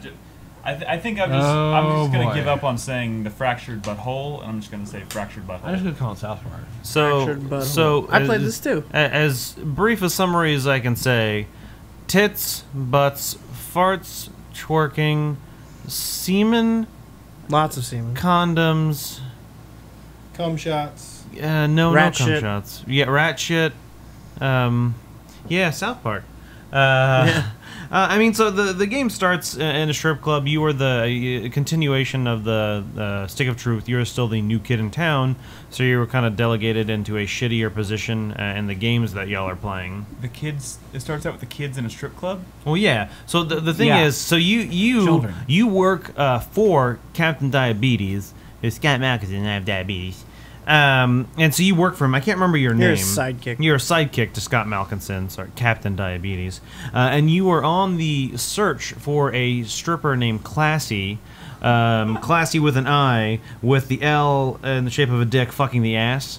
Fucking the ASS. Fucking the ASS, sorry. Oh my god. And so you go to the strip club, and there's some new mechanics in the world. You can still throw your farts like you could in the first game, but you can also throw like sparklers. Could you do that in the first game? I can't remember. It's been a really long time since I played it. I remember something about firecrackers. Yeah, okay. But I don't know. And so you can still do that to kind of interact with the world, to kind of try and find either secrets or open up hidden paths, stuff like that. And so, we go into the strip club, and there's literally, South Park-style nudity, but there's boobs and, like, strippers, and they're dancing around.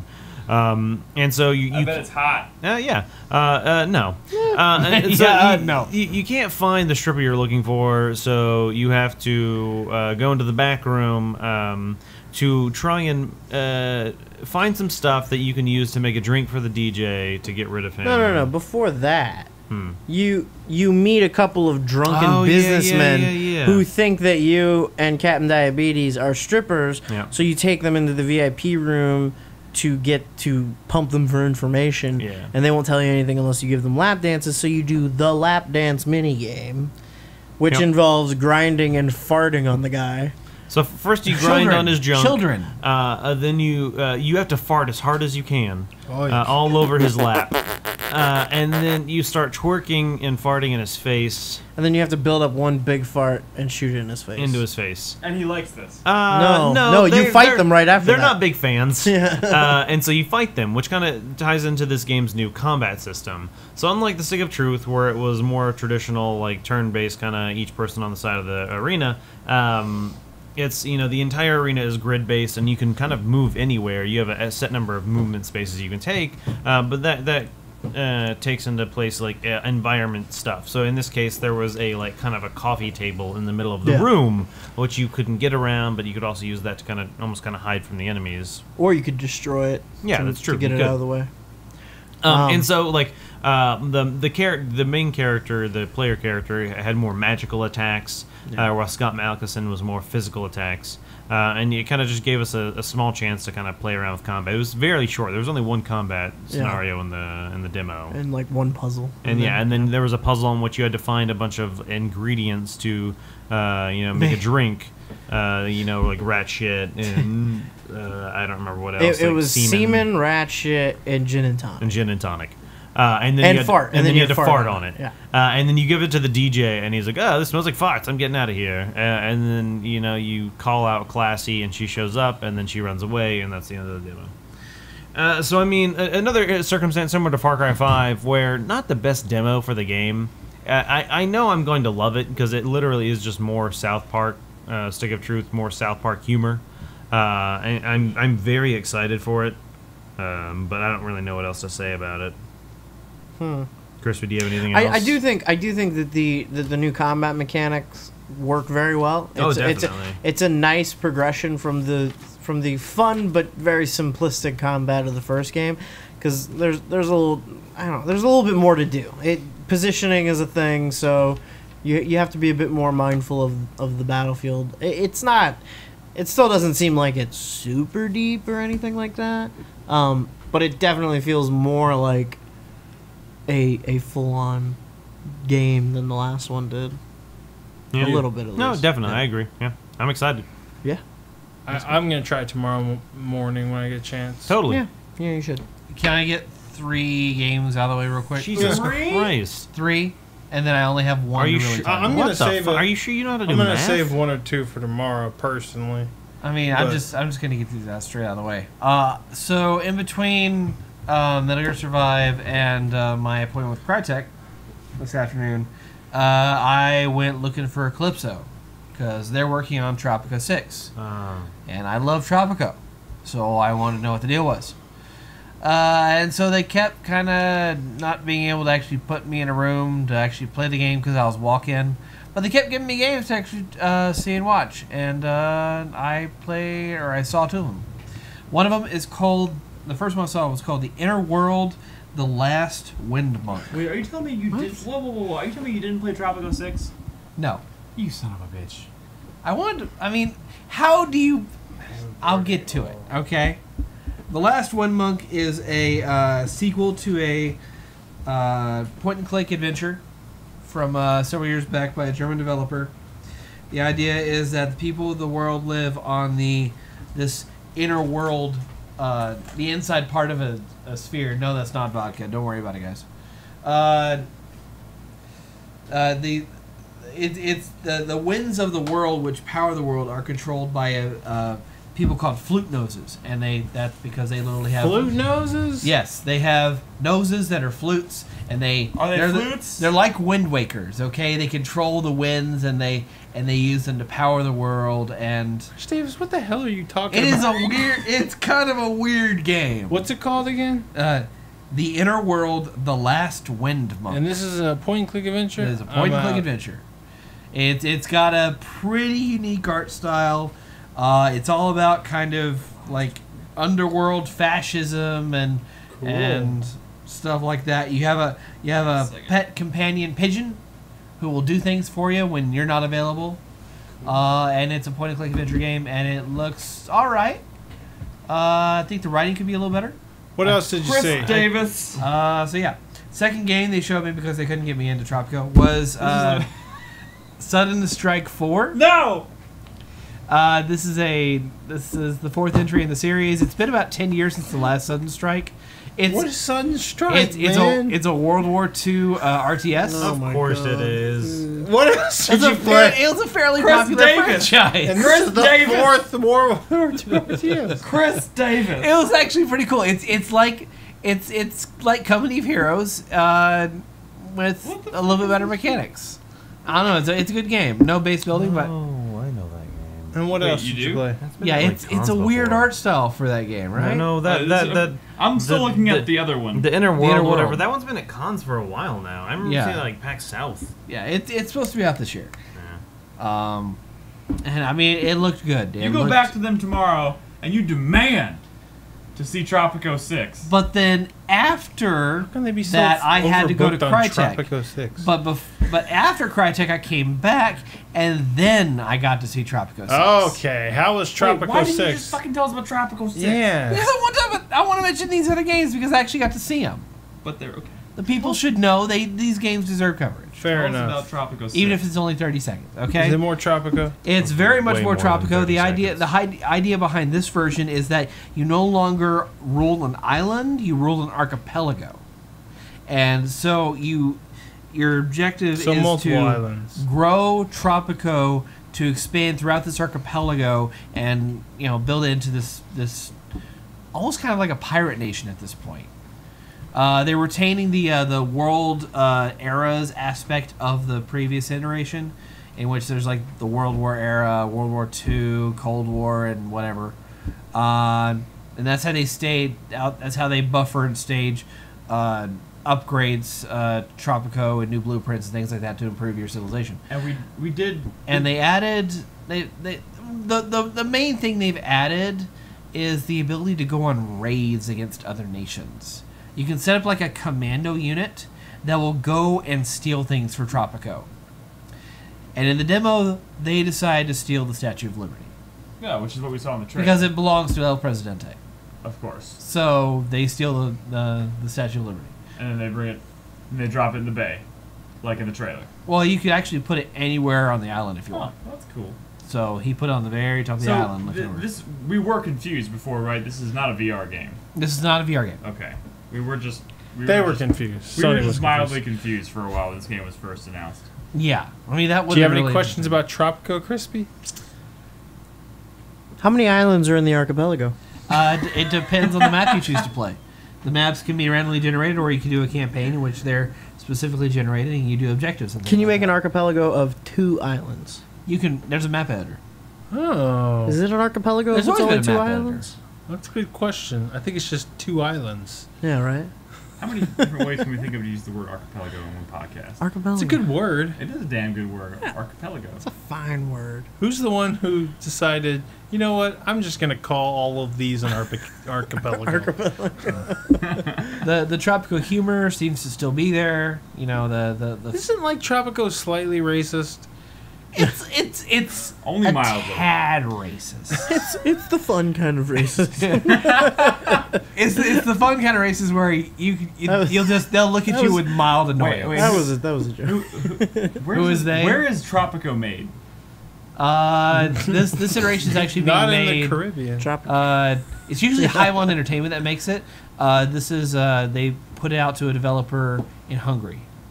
Great. So. Interesting. I have a question for you, Chris Davis. No, Yes. I have a question for This is Nolan. This is not Tropico related. Please talk about State of Decay, question mark. Well, don't we want to save that for last? This is last. Talk It's about not last. Please. We had a major Wait. appointment today. Well, Oh. I missed it, unfortunately, Oh. because of my Crackdown appointment. But And I I- just real briefly, Chris Davis, because this game It's dumb. may not ever come out. Oh. I mean, who knows? We'll find out. It's from Crytek. Crytek. It's possibly their last game they'll ever make. We don't know. It's called Hunt. They've been working on it for several years. It used to was be originally called- be pitched like a Left 4 Dead-esque kind of hunt monsters thing. What was it originally? It was called something. It was Hunt was not the full title. Hunt something. I don't I don't know. It was called Helen Hunt. Hunter No, the not Reckoning, the Demon's Forge. Not Yes. exactly. No. No, No. not at all. So I have no idea. This game, it's set in the Victorian It's era. changed. The idea is and I think you might like this. Okay. It's part Okay. battle royale. Okay. Okay. This is- part this is evolve. ridiculous. This is where it Okay. gets weird. Part rogue legacy. This is ridiculous. This is- Explain yourself. And where does Mike come into play? Mike. Mike Hunt. What's so funny about Mike Hunt? What are we even talking about right now? Don't know. No idea what this game is. It's a permadeath competitive battle It used royale to be called esque Hunt game. Showdown. Oh, that game. Yeah. Guess Oh, now that made you realize what this was? No, I don't know what the fuck you're talking about. Oh. you play Why as did you know that it was called Hunt Showdown? It's a 5 teams of 2 players are sent out into this large map to hunt down these bounty monsters. So basically You're supposed to Destiny. kill. I lied. It actually used to be called Hunt Horrors of the Gilded Age. What the fuck is even going on at this game, table? the game is set in the Victorian era. The idea is that some event has happened out in the universe that's causing an evil dimension to kind of invade the world. And so in the deepest, darkest corners of the world, monsters are starting to appear through a dimensional rift. Why is it always the deepest?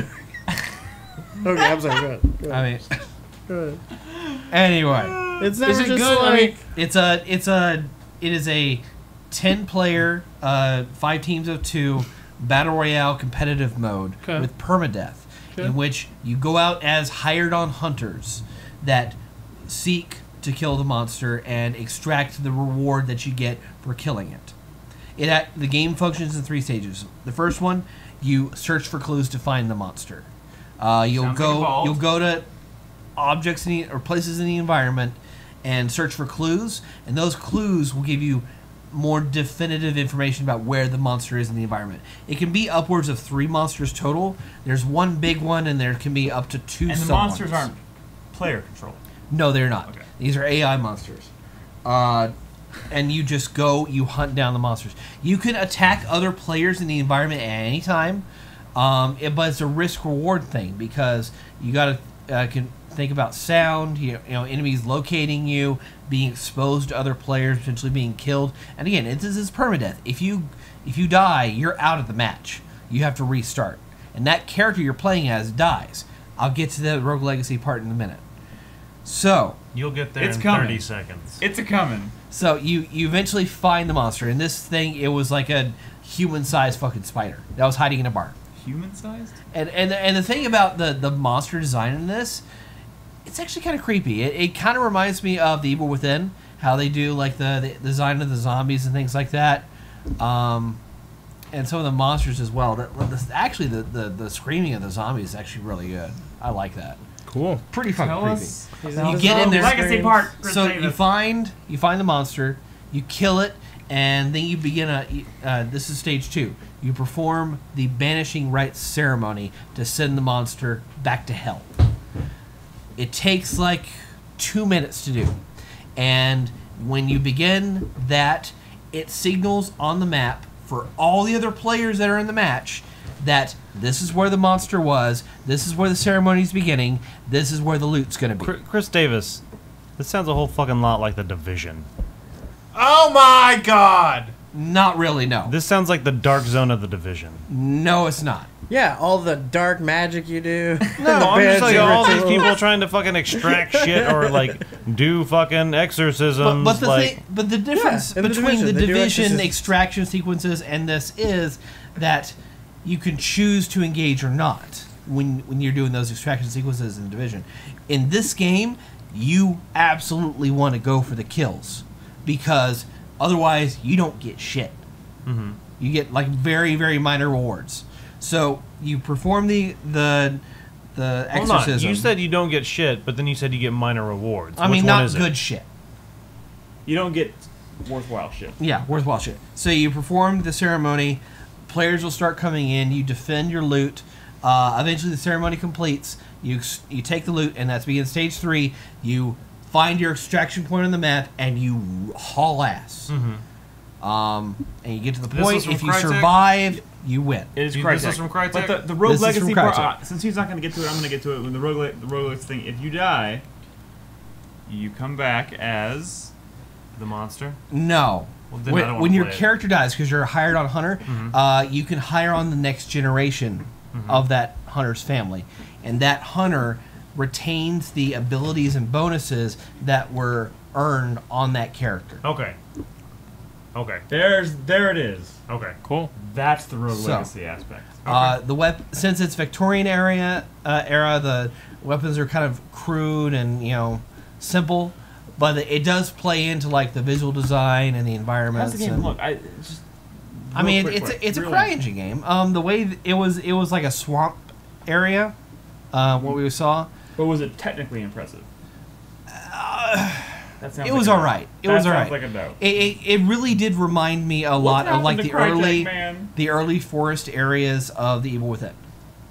Outcroppings with broken down houses, zombies crawling around them, just like this really creepy kind of area. That's cool. So Why?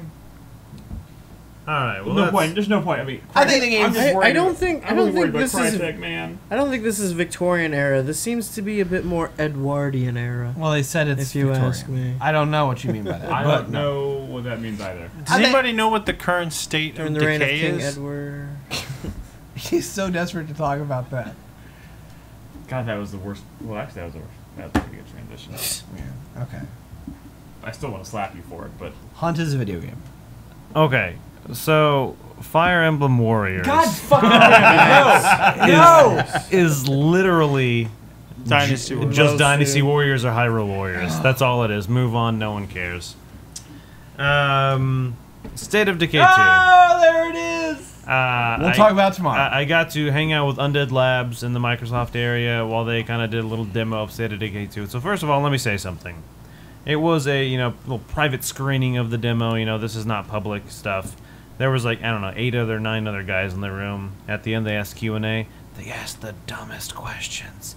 I was like, do you fucking people even like It's this a game? European media, man. Maybe. Yeah, I it's don't the know. worst. Anyway, like one of the questions was, because there's co-op in this game, and one of the new things is you can actually go into other people's games to help them in their world. And he's like, what happens if you die in their game?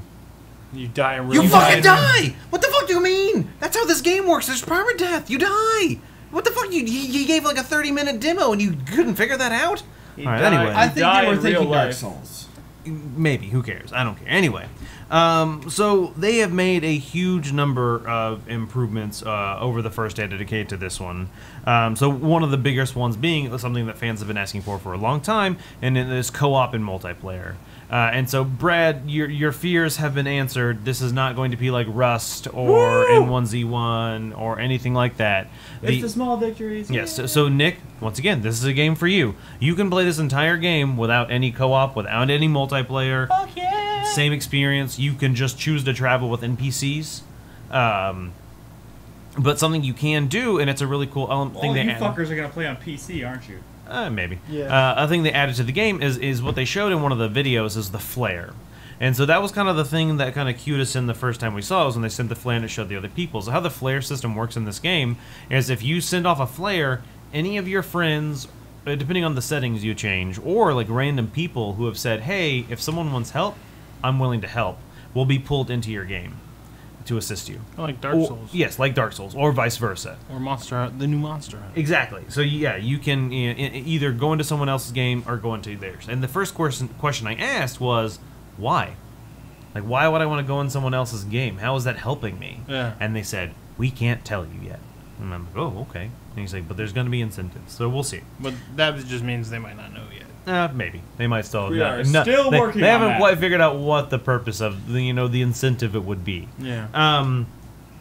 The interface for survivors is fucking 100 times better than it was in the first game. It is way easier to tell which survivor is what, their skills, their abilities. They've greatly increased the difference in between survivors, the skills they have, the traits they have. In the previous game, they were pulling from 100 or something so different traits when they were creating these random survivors. Now they're pulling from 1,000. So there's literally just no one is. I don't want to say no one. The odds are there that someone's going to have similar survivors. But anyway, some of the new things they added were. In the previous game they had something like, oh, this person's an expert in guns or whatever. But in this game they added stuff like, oh, this person's an expert in gardening. And what that might mean is you can't build a farm on your land unless you have an expert gardener. So you could almost be on the lookout for new survivors and be like, are you a gardener? No, fuck off. Yeah, kind of, no. And because a farm is beneficial. I can't wait to leave someone behind because you're not a fucking gardener. Because it adds 5 food a day or whatever for a terrible farm. people. But the thing is, hold on. There are people in this game who consume more food than other people. They are gluttons, and they will eat more fucking food than other people. Fucking kill them. No. Get rid of those motherfuckers. Another cool But thing. they do. They offer other useful things. Like, they might not. I don't know. We'll see. There's a new thing they added called Heroes in the Community. So I'm sure you played State of Decay. Most of us did. Oh, if you yeah. use a certain character for long enough, their stats kept getting better and Yeah. better and better. And soon enough, they were you were like, why the fuck should I use anyone else? So in this game, those people can become heroes to the community. They will add greater benefits. Like the hero they showed us added +2 workers to any community. So if you had 3 people in a community, you actually had 5 as a workforce. Which is pretty beneficial. Unfortunately, this hero, Mark, I think his name was, had a detriment to the community. He snored very loudly, and so the community did not like him. I did not make this up. That was the trait that he had. And his name was Chris Davis. Chris Davis. Anyway, so morale is another thing that's more impactful in this game. Low morale in a community will really be a detriment. People will work slower. It will take them longer to complete tasks.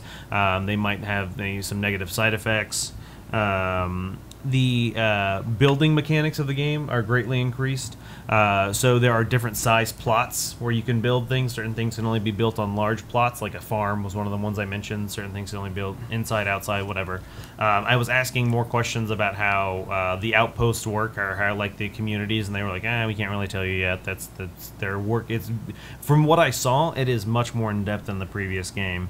When you're traveling outside the community, you can have 3 people with you instead of 1, which means you can have up to 3 friends, real people, or a mixture of NPCs, real people. You can also lose up to 3 people. Yeah, that's true. Another thing was he got in a big muscle car, whatever, loud, obviously drawing noises, and I was like, is there like a quiet hybrid? Yes. So apparently now there are a bigger variety of vehicle types, and so you can be in a loud, fast muscle car, which obviously you have the benefit of it going much faster, but it also makes a lot more noise, which can draw in zombies, versus a slower, quiet car, whatever. In the original game, there wasn't any storage space in the vehicles. In the expansion, they did add that, the one that came out on PC. And so now that's back. You can, like, when you're out exploring, you can have a car. 4 big backpacks. Yeah, so you can put some stuff in the car. Unfortunately, if the car blows up, you lose all that stuff. So here's another thing they added. So when you're building something on your base, it makes noise, and it will attract zombies because they're doing like construction. And so if your base is not prepared, you might suffer some detriments. Like another thing was they started building that farm, and unfortunately the lady who had gardening was being attacked during this building process. So if she were to die, like that farm would then be useless. And so it's kind of one of those things where it's like you have to like almost like defend these people because it's like, oh fuck, I don't want them to die. Which kind of stronger emphasis on making sure your base is very secure. Another thing that they added is in the previous game you can make outposts, but those outposts didn't do too much for you. Now they can add more benefits like daily ammo, whatever, stuff like that.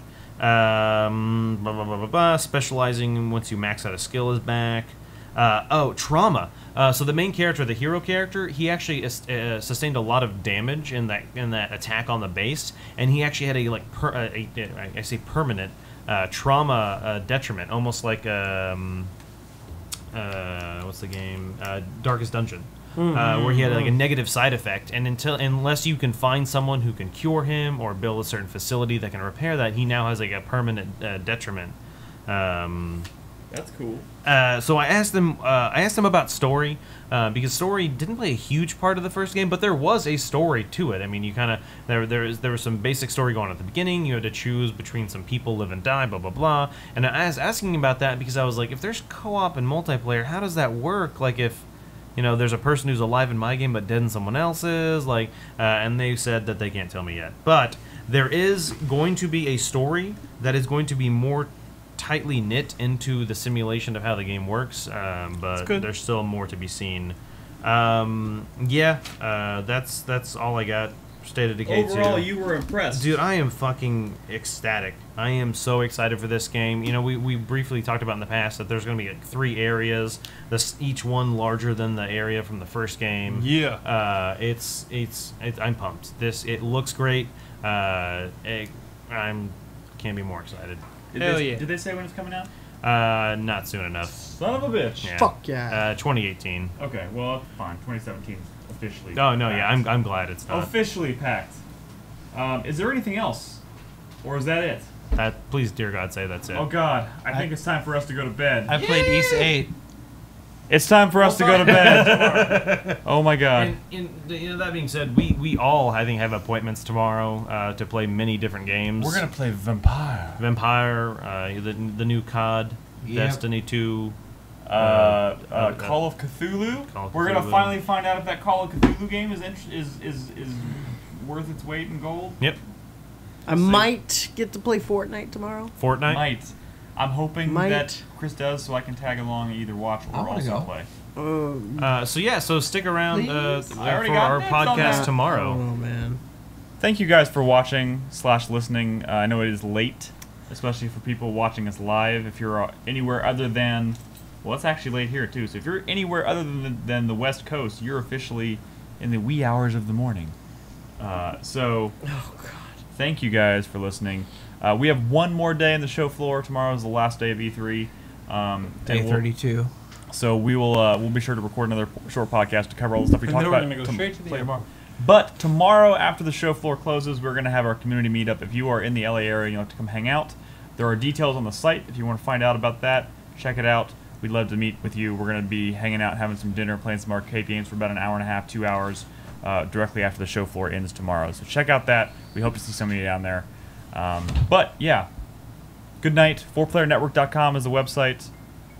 We'll see y'all tomorrow. Bye. Goodbye.